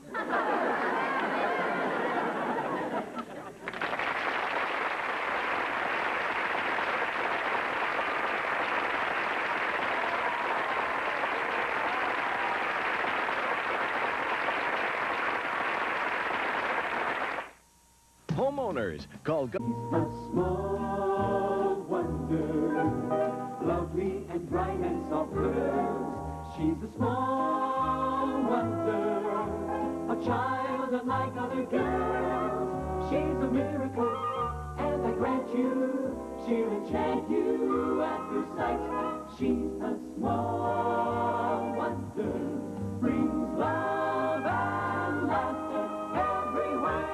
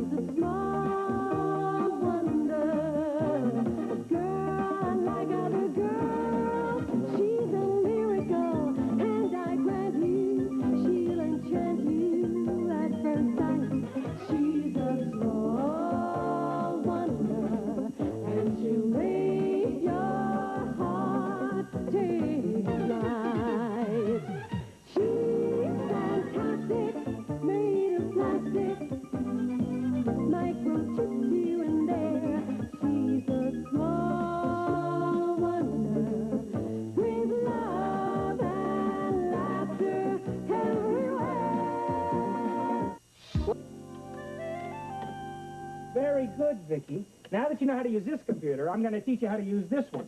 Now, it works the exact same way. You just take the data and you punch it in. Punch it in? Yeah. Honey, where's Jamie? I need him to run an errand for me. Oh, I think he's out at the mailbox. What happened to your computer? Little misunderstanding, and I've got a big mouth. What have you got Vicki doing now? Oh, she's paying our bills. Paying our bills? Oh, I got this computer hooked up with the bank's computer. So now we can pay all of our bills and credit card charges right here. Oh, really? Well, I've got our first assignment right here. What are those? Our department store bill, our phone bill, and our mortgage payment. I found them behind the dresser while I was vacuuming. Joni, these were supposed to be paid last month, huh? I better get these paid right away. I mean, if they cut off my credit, I am dead. And I'm talking Stiff City, huh? Here, Vicki, do your thing with these and bring them to the kitchen. My thing? Well, since Jamie's not here, you can go to the store for me. Oh, honey, do I have to? Stop complaining. I'll give you a quarter for bubble gum and baseball cards. Oh, boy, oh, boy, oh, boy, oh, boy. Name, Ted Lawson. Account number 6336993. Status, cut off credit. He's dead. Okay, these are the things that I need from the store. I got it! I got it! I finally got my package! It's gonna make me rich! What's going to make you rich? Selling Christmas tree seeds. I'm gonna be on Lifestyles with the short and famous. How much do the seeds cost you? Only $29.95. Only $29.95. Jamie, you were taken. That's a gimmick. No, it's not, Dad. Look what comes with it to help yourself. Now, who would say no to a face like this? Look what else comes with it. 2 costumes. What, no reindeer and a pooper scooper? Oh, Vicki, go see who's at the door, please. See who's at the door. There's also a whole sales pitch. Hello, sir and/or madam.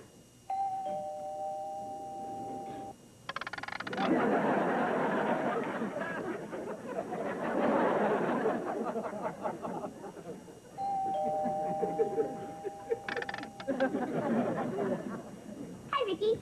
Hi, Harriet. Would you please tell your dad that my dad wants to borrow a suitcase? He has to go on a business trip and he's too cheap to buy one. I'll tell him. My mom's not going with him. My dad told her the climate where he's going wouldn't be so good for her. And she said when he got back, climate wouldn't be so good for him either. And then she threw a piece of toast at him. Unfortunately, it was still in the toaster. A raisin went up his nose. Are your folks having any problems? Yes, they didn't pay their bills. What's the matter? Dad broke? No, he's dead. Dead? I'm talking Stiff City. Oh, no. I better go tell my folks. You poor thing, Vicki. You should be crying. Okay.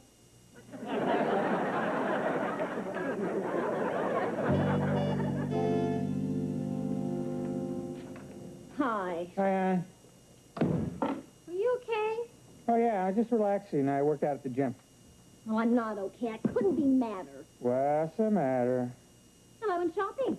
Do you see me carrying any packages? Well, you're mad because you didn't get to spend any money? Well, I couldn't spend any money. When I gave the department store a credit card, they cut it in half. What? Yeah, the man at the bank said that our credit was cut off. You're kidding.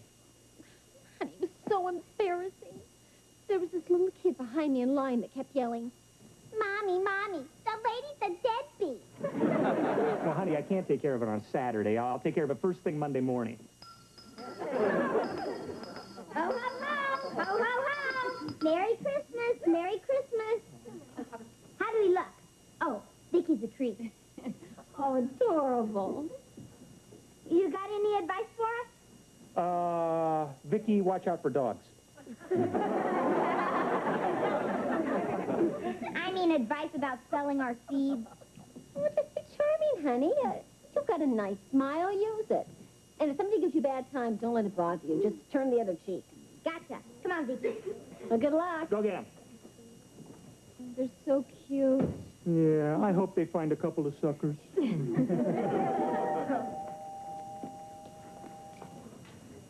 Hello, sir and/or madam. I think they found their first suckers. Oh, Brandon, what do you say to a woman whose husband has just kicked the bucket? I mean, passed on. It's terrible. What a tragedy. I stole all my best ideas from him. How can you think of yourself at a time like this? Do I look all right? Joan must be a basket case. Hi! Oh, you poor dear. We're so sorry. Harriet told us what happened today. Really? How did she find out? Vicky told her. Oh. Well, I found out at the department store, and I got really upset. No big deal. Life goes on. The woman is in shock. What carnage. Better than finding out at the gas station. I couldn't have gotten my gas. Oh, you brave girl. I want you to know we are your friends, and you can call on us for anything. I don't like to bother you. Oh, it's no bother. No. No, you just call us anytime, except Wednesday. That's my bowling night. Thursday night, of course, is the Caribou Lodge. I am the head antler. You just keep your chins up, honey. Oh, wait a minute. I thought that Vicki told me that you wanted to borrow Ted's suitcase. Right. Oh, gee, I guess now I can take his golf clubs, too. I'll get the suitcase later. Well, you can get it right now if you want. I mean, it's right there in the hall closet. Well, all right. Thanks. Oh, this whole incident sure threw a crimp in my day. I was supposed to have a fun lunch with some girlfriends.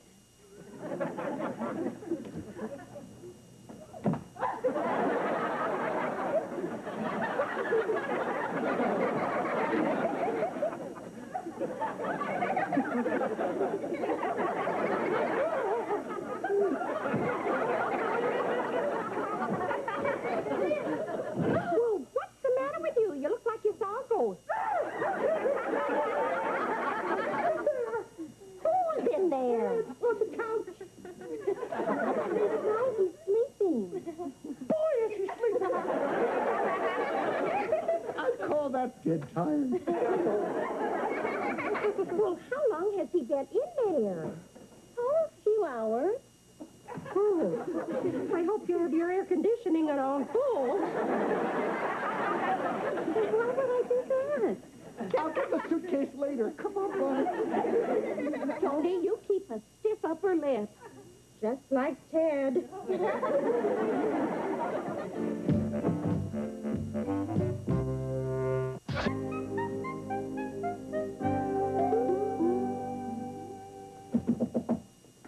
Excuse me, are you the bank card credit manager? That's right. You got a minute? A minute, yes. What can I do for you? Well, I seem to have this little problem. I thought maybe you could help me out. Here's the credit card number. Well, let's see what the computer has to say.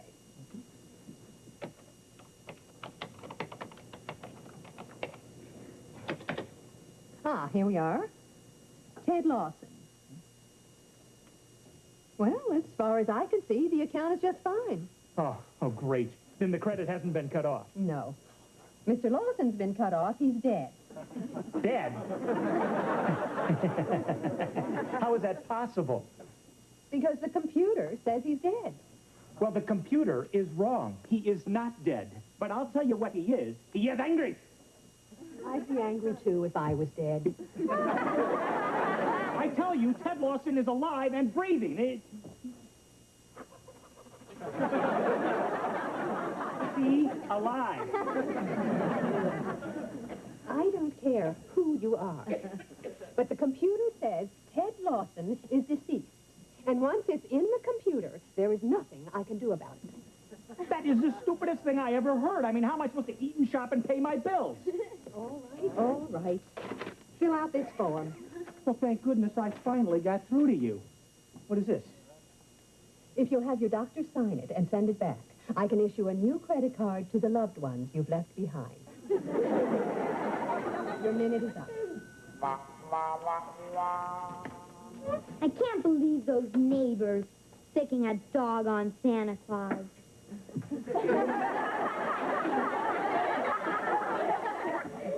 I'm so mad. Next time, do what your mother said. Turn the other cheek. Well, there's sure a lot of room for business to get better. We've only unloaded one package of seeds. Hi, guys. I saw you come in. What happened to the seat of your pants? Oh, a dog chased me. Looks like he caught you. How are your Christmas tree seeds selling? Oh, great! Business is booming. Couldn't be better. We have to fight the customers off. Right, Vicki? We've only unloaded one package of seeds. You can go into the house, big mouth. Ho, ho, ho! I'm sorry about your business, Jamie. Is there anything I can do to help? To help? How about becoming my partner? Your partner? Oh, I like that. Great, then it's a deal. Shake. Now that we're partners, you buy me out. I've got a better idea. I'll sit on your lap, Santa, and tell you what I want for Christmas. Get off, Harriet.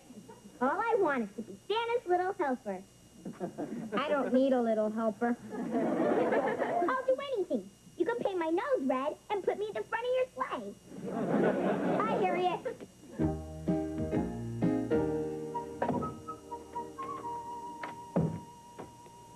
Oh, hi, honey. Oh, did you get our credit card straightened out? It's not our credit that's dead. It's me. I don't understand. Well, for some reason, everybody thinks that Ted Lawson is dead, deceased, toes up, pushing up daisies. Why would they think that? I don't know. Somehow it got into their computer, and they've notified all of our creditors. I've been on the phone all day trying to convince anyone that'll listen that I'm alive. Honey, that's ridiculous. Yeah, isn't it? I mean, last night you slept with a dead man. I know, but it's not the first time.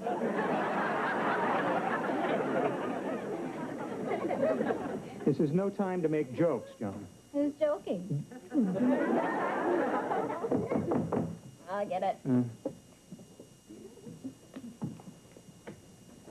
Excuse me, do I have the right house? Are you Mrs. Ted Lawson? Yes. I have a special delivery letter. Sign here, please. Mm-hmm. Hey, there you are.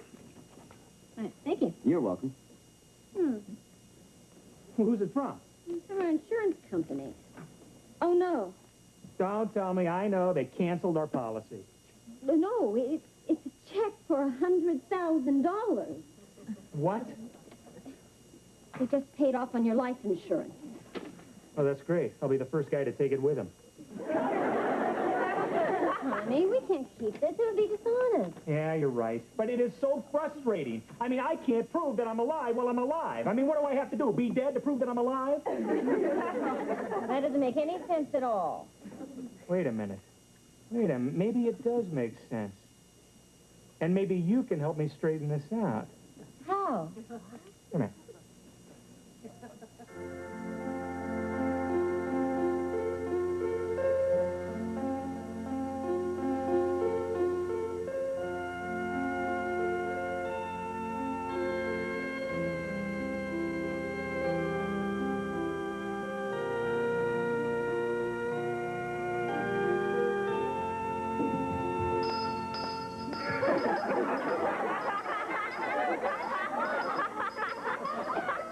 Merry Christmas! Merry Christmas! Please, folks, buy some Christmas tree seeds from the poor fatherless kids. Only $3.95 a package. Help us send our dad to Stiff City. Oh, you poor thing. I'll take one, little boy. We found a sucker. That's enough. Go to your room. But, Mom, we can make a killing. The room is full of suckers. You heard what I said. You know better than this. A kid can't have any fun around here. Gee!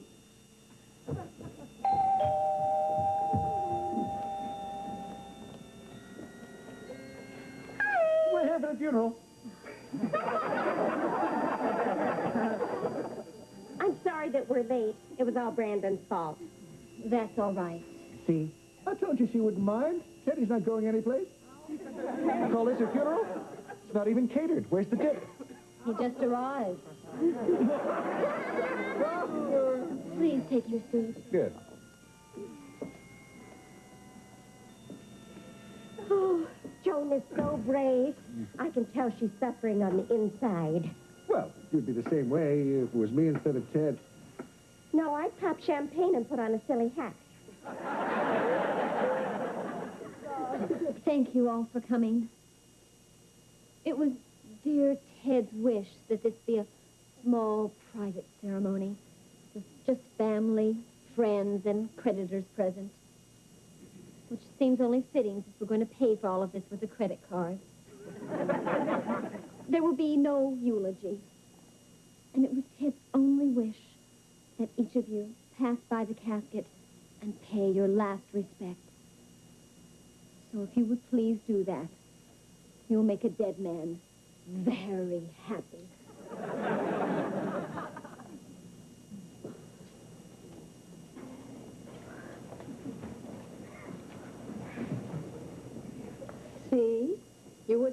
me.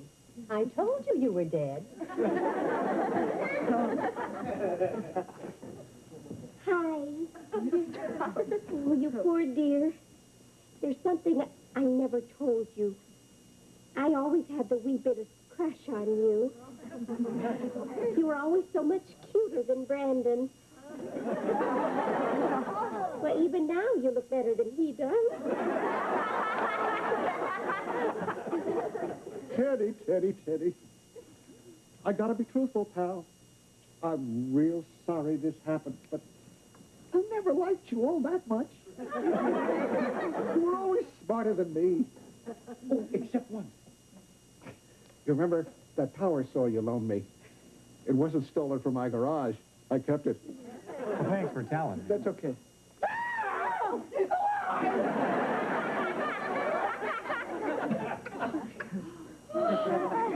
Of course I'm alive, but I had to pretend to be dead to convince some of you. Well, what else could we think? It was in the computer. You know, that's the kind of thinking that built the Titanic. Computers are here to help us, not to replace our brains. And now that you're all convinced, will you please straighten out our credits? And thank you for coming to my late husband's funeral. Well, I guess it's a happy ending. Welcome back, pal. Yeah. For everybody except Mr. Grossi. Who's Mr. Grossi? To my dry cleaner. I promised I'd fix him up with Joan. Thanks a lot, pal. Well, let's go, Bonnie. The party's over. Well, all's well that ends well. No, it isn't. Now I have to give him back his power saw. Those things I said to you when I thought you were dead, well, now that you're alive, don't try to take advantage of me.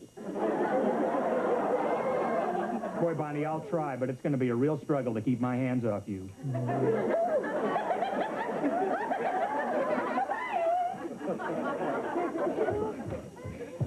Is it all over? Boy, I hope so. Well, it just goes to show you. It's easier to come back from the dead than to get out of a computer. I wonder how it got into the computer in the first place. I put it in. Vicki, you did? Why? You said you were dead. I didn't mean it that way, and you should have known better. Now go to your cabinet. Gee! Oh, darn, I meant to give that insurance man his check back for $100,000. Oh, yeah? Well, I'll drop it by in the morning, honey. Well, that's going to be a real stab in the heart. Well, you got to say one thing for them. They sure paid off in a hurry. Boy, they sure did. I hope they pay off that fast when you really go. Come here, you. Don't go!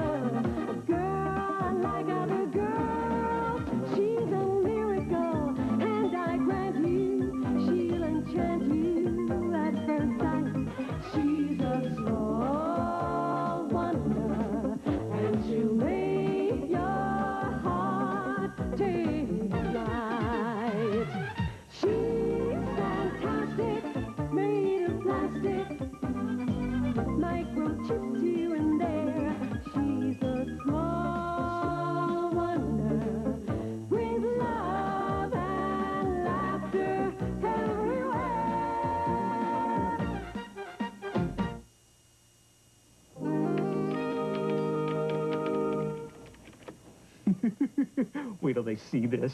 This is really going to make their jaws drop. Okay, one more test before we go in for breakfast. Okay, Vicki, drink. Drink.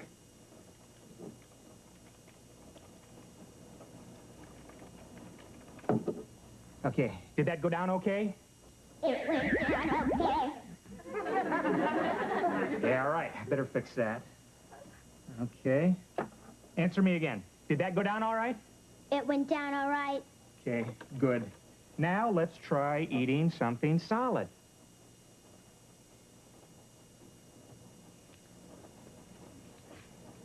Vicki, you're supposed to eat it with a fork. Eat it with the fork.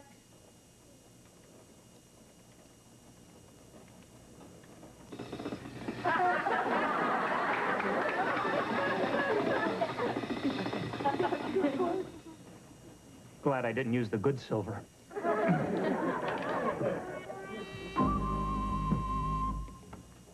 Morning, huh? Oh, hi. Sit down. Breakfast is ready.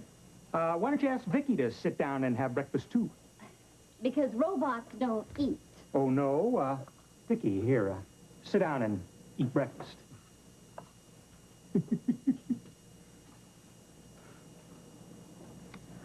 Mom, she's eating.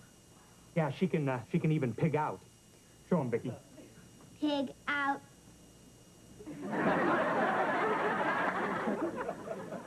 Okay, slow it down, Vicki. Ted, that's amazing. How does she do that? Well, I installed a flash dehydrator and a polynucleotide processor in her. That makes sense. Well, you see, in layman's terms, that sort of term.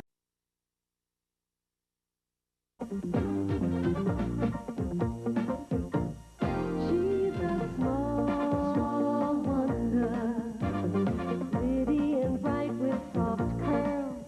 She's a small wonder, a girl like other girls.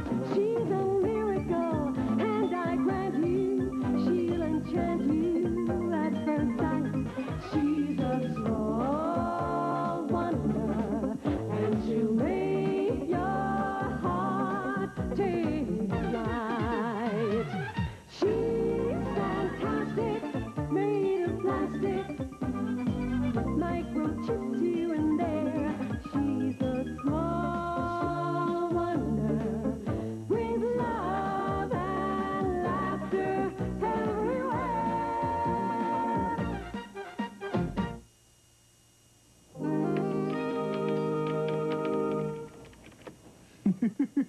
Wait till they see this. This is really going to make their jaws drop. Okay, one more test before we go in for breakfast. Okay, Vicki, drink. Drink.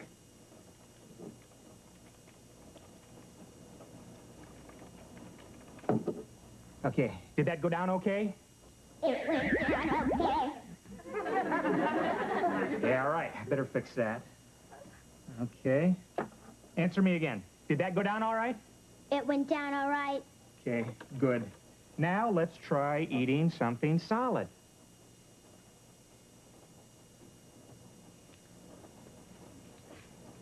Vicki, you're supposed to eat it with a fork. Eat it with the fork.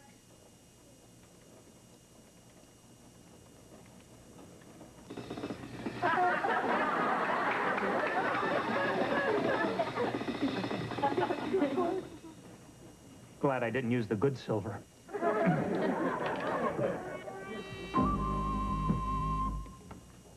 Morning, huh? Oh, hi. Sit down. Breakfast is ready.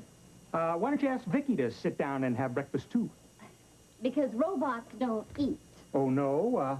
Vicki, here, sit down and eat breakfast.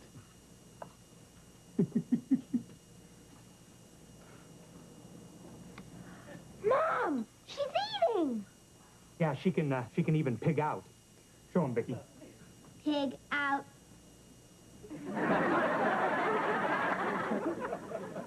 Okay, slow it down, Vicki. Ted, that's amazing. How does she do that? Well, I installed a flash dehydrator and a polynucleotide processor in her. That makes sense. Well, you see, in layman's terms, that's sort of like a trash compactor that separates the solids in the food from the water. You see, the water is used to cool her internal systems, and the solids are used to create energy and byproducts, and, of course, you know what that means. What? Well, Vicki can use the bathroom now. Oh, no. It'll be like living with a real sister. I'll have to take a number to get into the bathroom. That's incredible.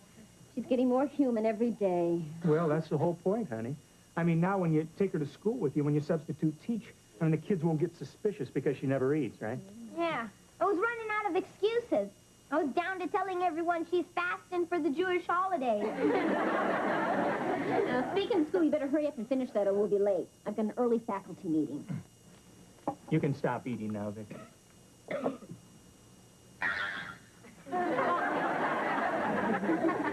What was that noise? Well, I think we just heard the world's first electronic burp. Excuse me.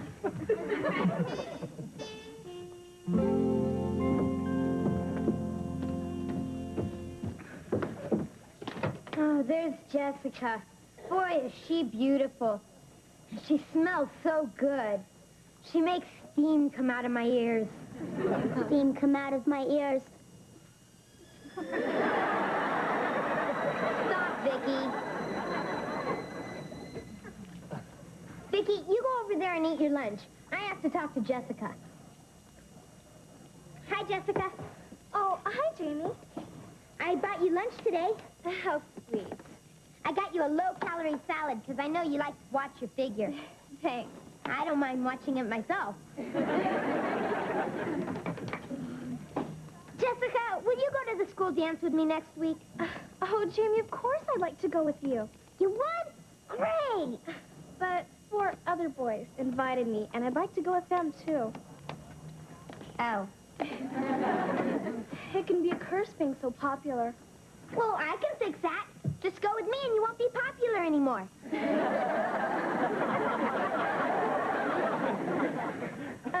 Jamie, you didn't get me anything to drink. And I suddenly feel desertish. Oh, well, I'm afraid my wallet may be a little empty-ish. Well, that's okay. I'll pay for it. Oh, that's very nice of you. No problem. You can pay me back.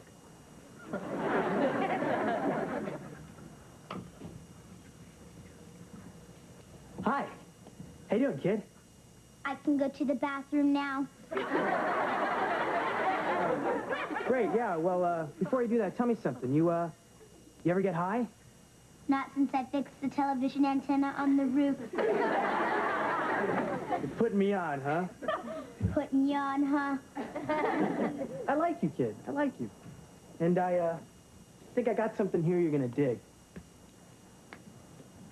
You know what these babies are? What are those babies? Speed. Where you been, huh? Get real. Take these and you'll fly. I'm talking spaced out. You'll be able to moonwalk on the moon. Ow! So, why don't you try it, huh? You'll like it. Try it. I'll like it. So how much money you got on you? I don't got any money. Oh. Well, okay. That's cool. First batch is on me. A freebie. Next batch is going to cost you some cash. Where do I get some cash? Your father's got a wallet, right? Your mother's got a purse, right? Right. Right, so when they're not looking, you just reach in and grab some cash. Got it? Got it. Here. These will get you buzzing like a bee. Now put them in a safe place. If you want more, next Tuesday after school, put $20 in this flower pot. In that pot? Yeah, I'll take the money and leave the pills. Understand? Understand.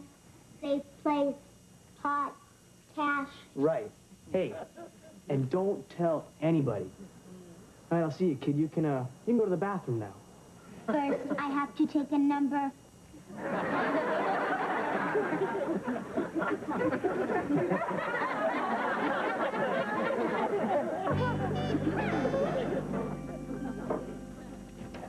Hi, Mom. Hi. Hi, Mom. Well, where'd you go after class? I was going to give you a ride home. Oh, well, I wanted to walk home with the guys. You walked Jessica home from school? Put a sock in it, Vicki. That's nothing to be embarrassed about, honey. She's a very pretty girl. Who's embarrassed? I don't kiss up to any woman. When it comes to women, I'm smooth. Sure you are. Oh, Vicki, would you help me here? Water these plants, and I'm going to go and put the casserole in the oven for dinner.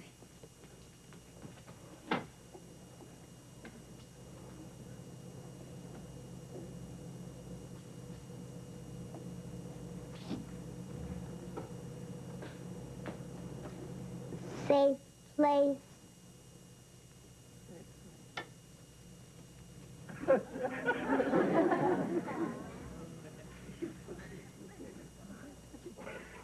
Thank you, Vicki.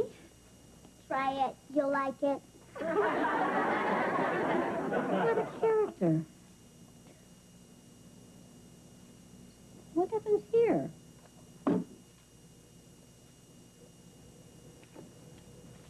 Oh, no. Drugs? Jamie's into drugs?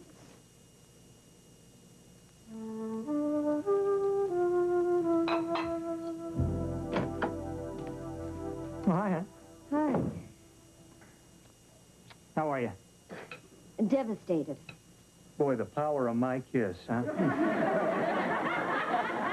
Ted, we've got a drug problem.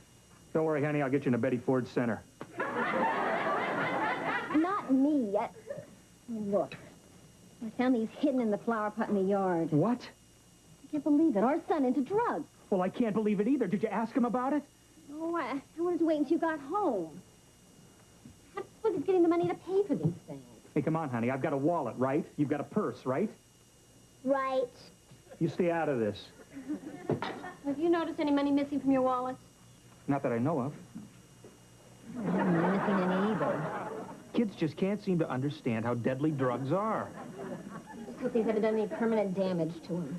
Well, if they haven't, I will. Hi. Yeah, I'll bet you are.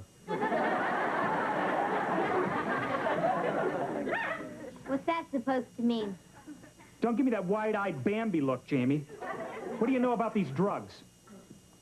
Drugs? Oh, no. Dad, are you into drugs? Don't get cute with me, Jamie. Your mother found these outside in the flower pot. And don't try to tell me the tooth fairy put it there. Jamie, how could you do this to yourself? They could kill you. You think I put them there? Mom, Dad, they're not mine. I swear it. I mean, sometimes I act dumb, but I'm not stupid. Jamie, don't lie to me. Where did you get this junk? I'm not lying, Dad. Honest. I wouldn't go near drugs. Where you been, kid? Get real. I'm spaced out. Oh, no! Vicki's the one on drugs. I can moonwalk on the moon. Woo! Woo! I can fly. Woo!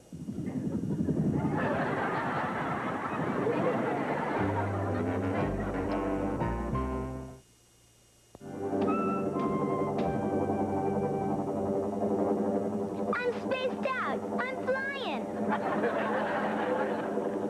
A robot on drugs. That's crazy. Vicki, stop that.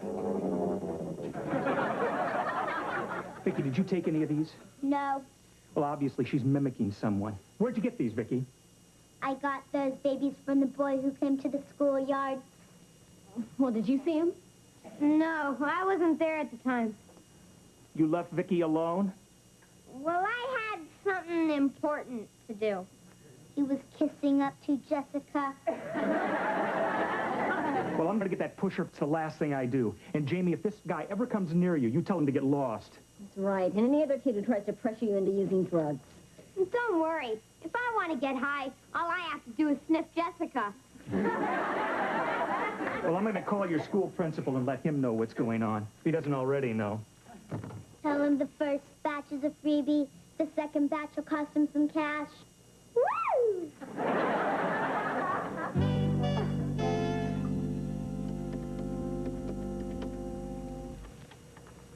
Hi, Jessica. It's Jamie, the man of your dreams. Jamie Lawson. From school. Yeah, right. That's the one. Listen, I was just wondering if you made up your mind about going to the school dance with me yet. A lot of other girls want me to take them, but I'm holding out for you. I shouldn't hold out? Well, that's okay. I'll wait for you to make up your mind. Bye, Jessica. I'll get it, Jamie. It's probably your school principal. Good evening, Mr. Lawson. Mr. Bryant, come on in. Oh, it's good to see you again. Thank you. This is Officer Davis. She's a specialist on drug problems at the elementary and the high school level. After you phoned and told me what happened with Vicki today, I thought it was best that we contact the police. Oh, good idea. Well, please sit down. Mr. Bryant filled me in about Vicki. It can be hard for kids to say no to a pusher or to a friend who gives them drugs. Yeah, peer pressure can be real strong. We're offering a program in the schools to teach kids that it's okay to say no and to keep saying it like a broken record. Like a broken record? That's right, Vicki. Well, do we have a program like that in our school, Mr. Bryant? I'm embarrassed to say that we don't. I didn't think our school had a drug problem. That's not unusual. But almost all schools have the problem to some degree. Well, isn't there something you can do about it? Like, arrest the guy that gave Vicki the drugs? Yes, but we'd have to catch him in the act of selling it. Unfortunately, we'd need an undercover officer who looks 12 years old. Hey, I'll be your undercover officer. I look 12 years old. Oh, no, that could be dangerous. Now, we'd never suggest using a child that way, Mrs. Lawson. Well, how about if a child's parent suggested it? Ted? Joni, can I talk to you for a minute? Excuse us, please. Excuse me. Honey, there'll be no real danger. Vicki will be with him, and I can program her to protect him. Remember, she has the strength of 20 men. Well, I don't know. Honey, I think this is important enough to let him do it. I mean, if parents don't help with this problem, we may never lick this thing. You're absolutely right. Okay. Officer Davis, we want Jamie to do it. All right. But we want Vicki to go along also. All right. Well, that's fantastic. I can assure you we'll give the kids every protection. We'll have police all over the area. Folks, you'll be doing your school a great service. But what exactly do you want them to do? Well, since Vicki knows the pusher, we'll use her to buy the drugs. And Jamie could act as a new customer she brought along. That way, he can also be a witness later in court. Well, how about some coffee while we work out the details? Oh, that'd be great. Thank you. Thank you. Vicki, would you get it started, please?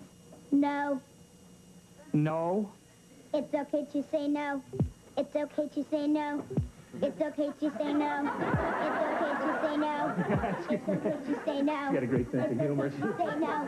It's okay to say no.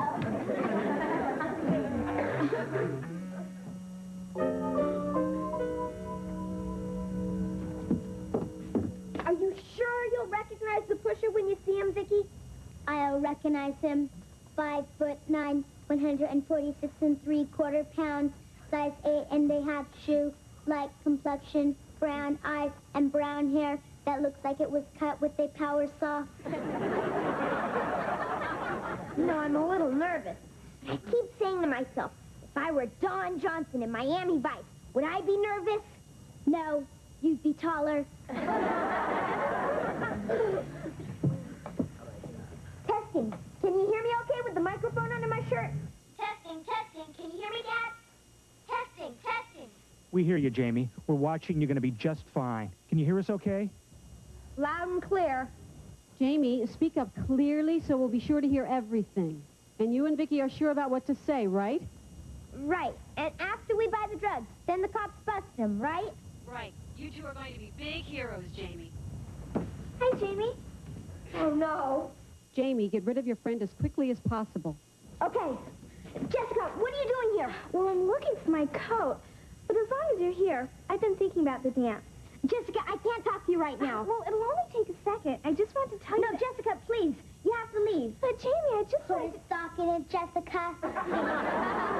Really, Jessica, you gotta go. Well, if that's the way you want it, I was just going to tell you that I decided to go to the dance with you, but now you can just forget it. What? Take all your other women. Smooth. Man, I'm gonna be a hero who can't get a date.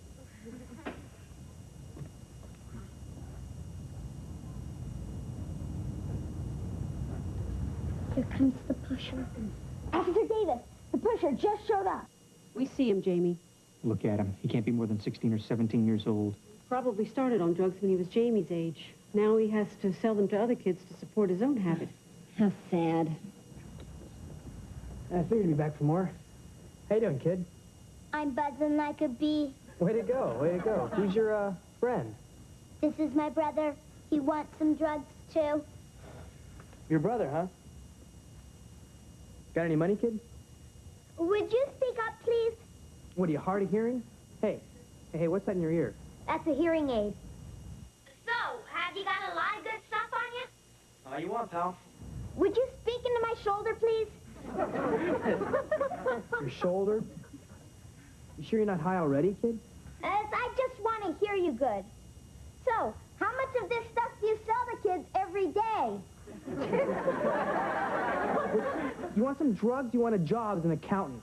Look, I don't have time to fool around. So if you want to buy something, get out your money. You mean money to buy drugs from you? No, to buy Twinkies. Now, either buy something or I'm blowing.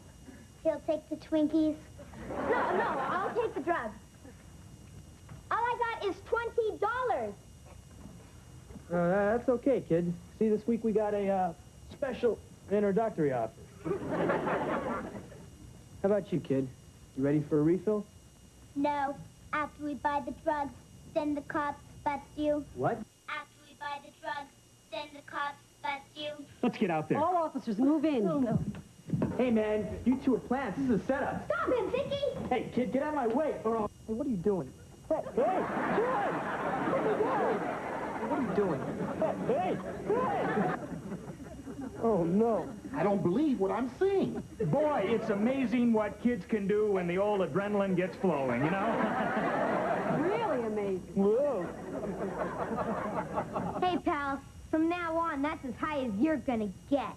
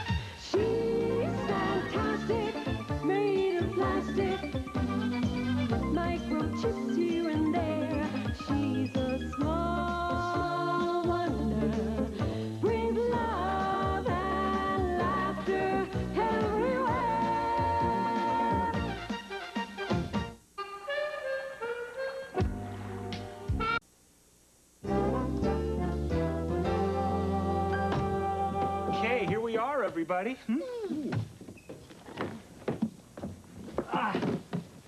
Jamie, couldn't you carry your own luggage? No. I can't wait to get out of these clothes. Vicki, would you unpack that bag and put it in the closet? Unpack that bag.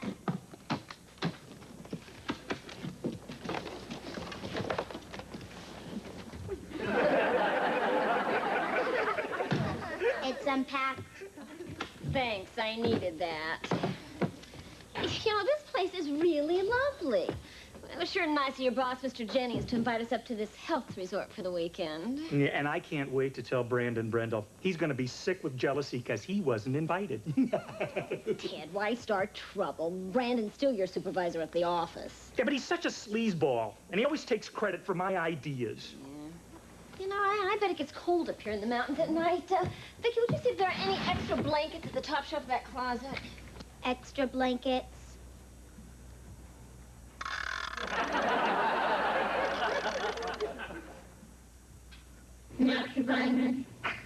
What'd you say, Vicki?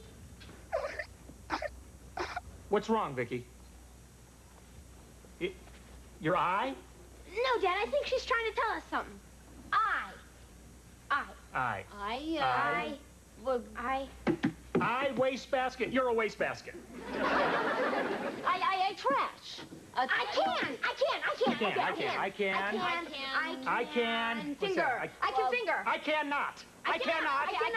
Good. I cannot guppy. Talk! I cannot talk! We knew that. Come here, Vicki. I guess I better check you out. Open up. When she stretched her neck, her voice synthesizer module must have disengaged from her pseudolaryngeal servo mechanism. Yeah. What does that mean? Means she can't talk. We knew that. Okay, that should do it. Okay, don't let her stretch her neck, all right? Okay, close your mouth. All better, Vicki. Thanks. I needed that. Good morning, troops. My, isn't it a glorious day? I could jog forever. Mr. Jennings, don't you look fit? Never felt better, Todd. It's, Ted. Of course. And it's because I exercise. And any man that wants to get ahead in my company should do the same thing, right, Dad? That's right. And it's Ted. Yes, sir. A sound body makes a sound mind, makes a sound worker. That's why I invited all my key employees up here for the weekend. Oh, and it was very generous of you, Mr. Jennings. Yes, it was, wasn't it? But I'm afraid in my extreme generosity, I seem to have done rather a dumb thing. No, you get out of town. Yes, inadvertently, I seem to have invited too many people, and there aren't enough rooms to go around. Oh. So I wonder if you would mind sharing your condo with someone. Oh, not at all. Oh, no, plenty of room here. Good.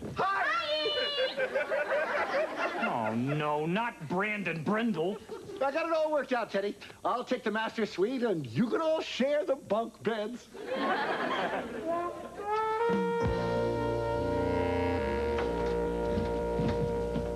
I can't believe it. 5 miles of bicycling. If I make it home alive, I'm gonna burn my bike. Don't complain. I pedaled. You sat on the handlebar. Ted, do we have to do this? Gyms make me feel funny, you know, kind of self-conscious. Joni, come on, don't be silly. I mean, look around. It's just a bunch of out-of-shape executives. That's it, we're out. What's the hurry, Mom? I love exercise. Yeah.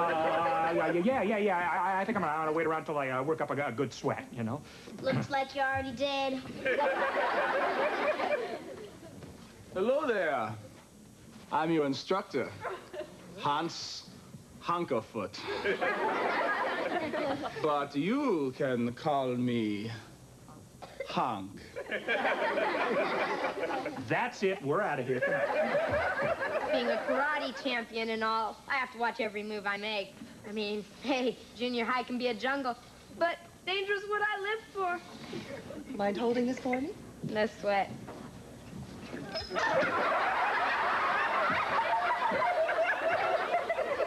Now, let me show you how to use this weight. You just put your hand underneath mine, like this, and we lift, like this. Oh. Let me show you my other weights. What's Mom doing? Working out with a dumbbell. Oh, Ted, this is great. Why don't you go and take your workout, huh? Yeah, fine. Yeah, okay. Come on, Vicki. Ooh. I think I'll do a little work on the old pectorals. That's these.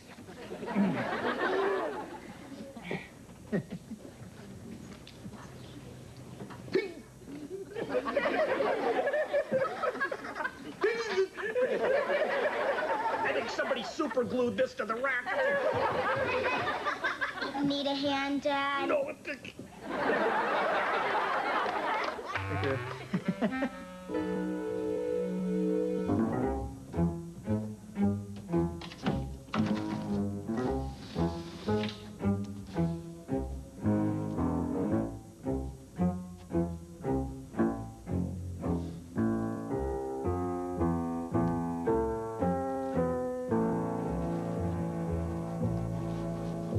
Hit me with another protein shake, Joe. Make it a double. Hi there, big fella. Make it a triple. Hi there, Timmy baby. I just came down to watch you sweat. You know what they say, no pain, no gain. In your case, make that big pain, no brain. Come on, Brandy, you haven't done any exercise since you've been here. Yeah. Bet you can't take off your shirt without attracting flies.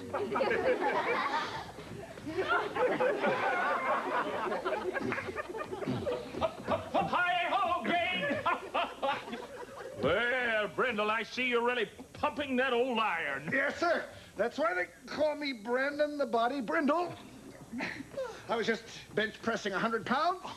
Really? Well, I'd like to see that. What a good idea, Mr. Jennings. Come on, Brandon, why don't you press 100 pounds right now? Yes, that'd be wonderful. Well, I don't like to show off. Come on, Brandon. Mr. Jennings insists. I'll get you for this.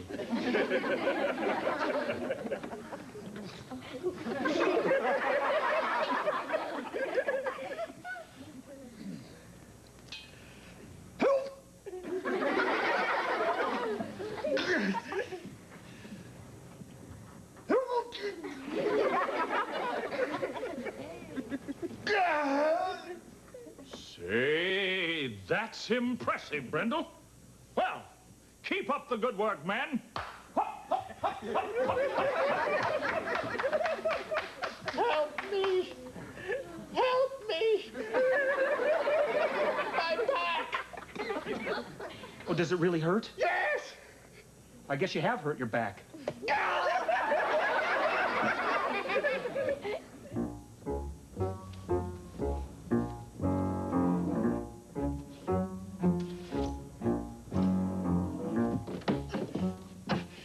Just a few more steps, Mr. Brindle. Jamie, you're so strong. Oh, no. It's a burglar.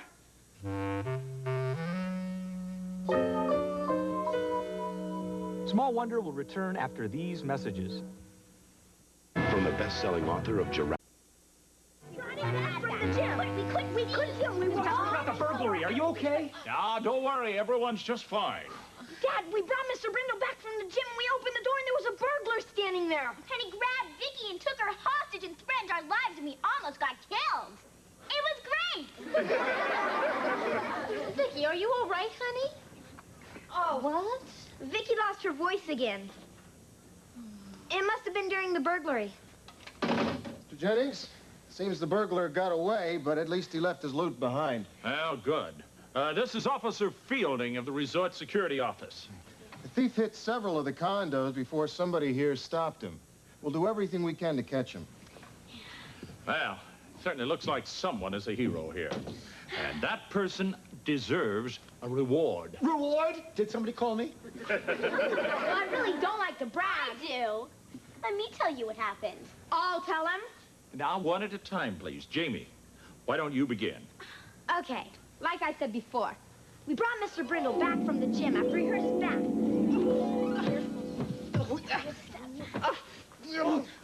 Oh, no. It's a burglar. All right, mister, what are you doing here? What does it look like, Squirt? All right, everybody stay cool, and the little girl won't get hurt. I'm warning you, mister. If you harm one hair on my sister's head, or on those other heads that don't count, I'm not responsible for my actions. You see, I have a black belt. He also has black shoes, socks, and pants, but no black underwear. Mister, this pinky is a deadly weapon. Ah!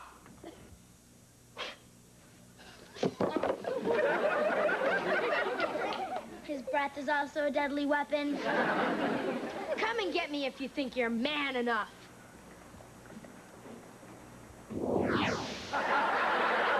Missed me.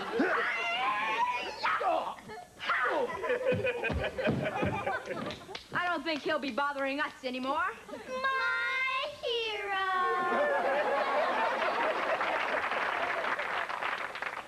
And that's exactly the way it happened, Mr. Jennings. You showed unbelievable courage, Jamie. I noticed the table put itself back together. It was worth a shot. Really, Mr. Jennings, Mr. Jennings, that isn't the way it happened at all. I was the hero. Well, what's your version, Harriet? Well, we brought Daddy back from the gym, and when we came into the room...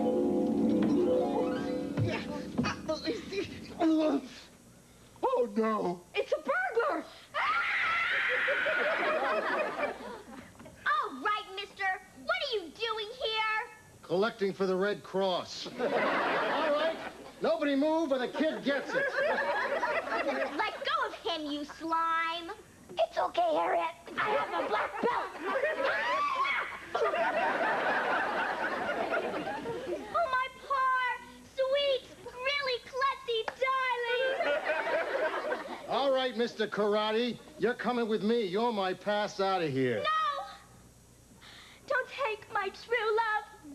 If you must have a hostage, take me. My life is worthless without him. My, what a courageous child. And what grace under pressure. No, it's not courage. Only the beating of a woman's heart and her unselfish love for her man. If you harm him, what will I become? Just another extremely beautiful little girl with an unerring fashion sense. Please, please, no. You're breaking my heart. Harriet, I never knew. Yes. It's true, my darling. Without you, life is an empty Coke bottle. Please, I've never known a woman so self-sacrificing. Take back your things. I'll go. There are other more deserving people to rob. You've made the right decision. Bless you, sir. Our hero!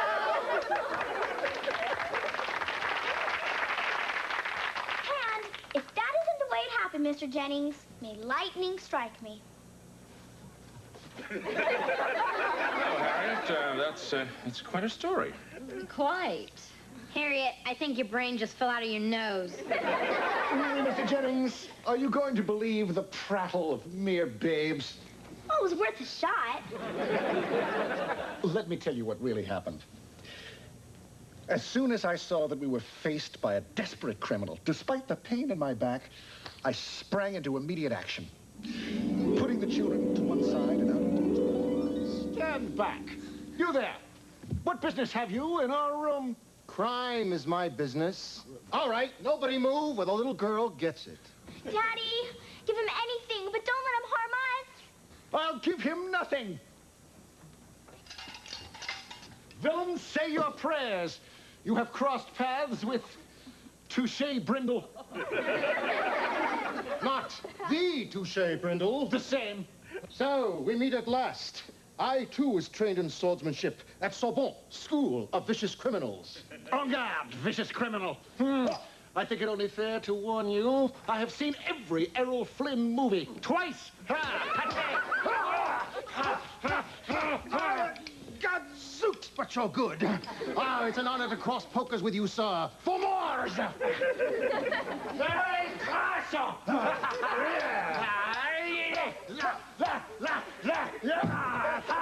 Vicious criminal. So, our little contretemps comes to its denouement, does it not? You have chosen the wrong man to bumper with. Please, sir, spare me. I rob only to feed my wife and 8 starving children. If you let me live, I promise to turn myself in. No, my son. There is no man so wretched as not to deserve a second chance. Go and be free, but vow to start life anew. Thank you, thank you. Careful, that chappie, isn't it?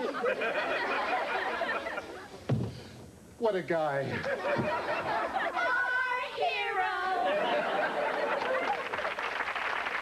And that's exactly the way it happened, Mr. Jennings.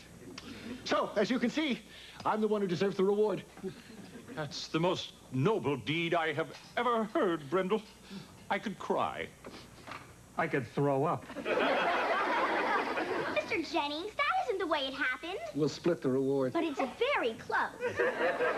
I guess that settles it. You're the hero of the day. I wonder if you and your daughter would like to join me at the juice bar for a toast to your heroism. We'd be honored. Join us, folks. No, we'll be down in a minute, sir. What a pack of lies. If only Vicki could talk, she'd tell us what really happened. Wait a minute. Maybe she can show us what happened.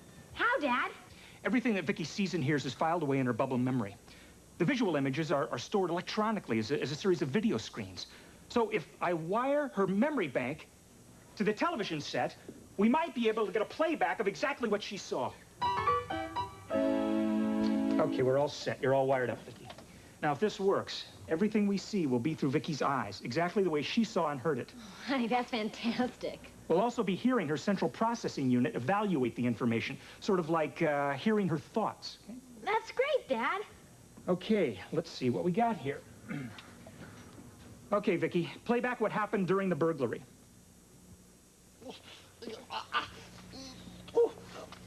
Just a few more steps, Mr. Brindle. Oh, Jamie, you're so strong. Note, Harriet is making her 5,198th pass at Jamie. She now qualifies for the Guinness Book of Records. Oh, no! It's a burglar! Okay, nobody move a muscle. Don't worry, I don't have any. Yeah, there's a guest in our room. I'm programmed to be nice to guests. You, get over here. This particular guest is pushing his luck. Please don't hurt us. You can have anything. Anything the Lawsons own. Don't worry, I know karate. Note, error, falsehood, bald-faced lie. Please don't hurt him. He's my true love. My only reason for living. It's him or you, kid. I'll miss you, Jamie. Everyone on the floor, face down. This is it. It's all over. I'll never know who won the Super Bowl. Not far enough. Vicki, stop him. I can immobilize him. I can knock him out. And I can bend him into a pretzel. Or I can do a mix and match. It's a scary-looking guy. Hey, don't get brave with me, little girl. You gonna stick your neck out for this bunch of losers? Stick my neck out.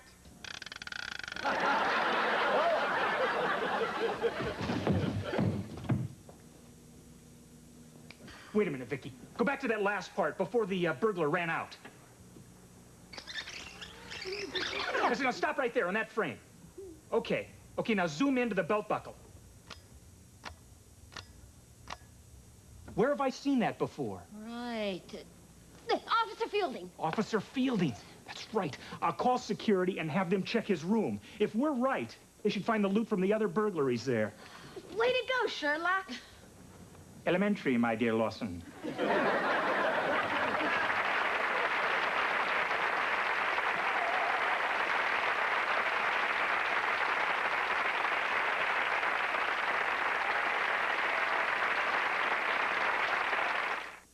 You start out with an empty toolbox.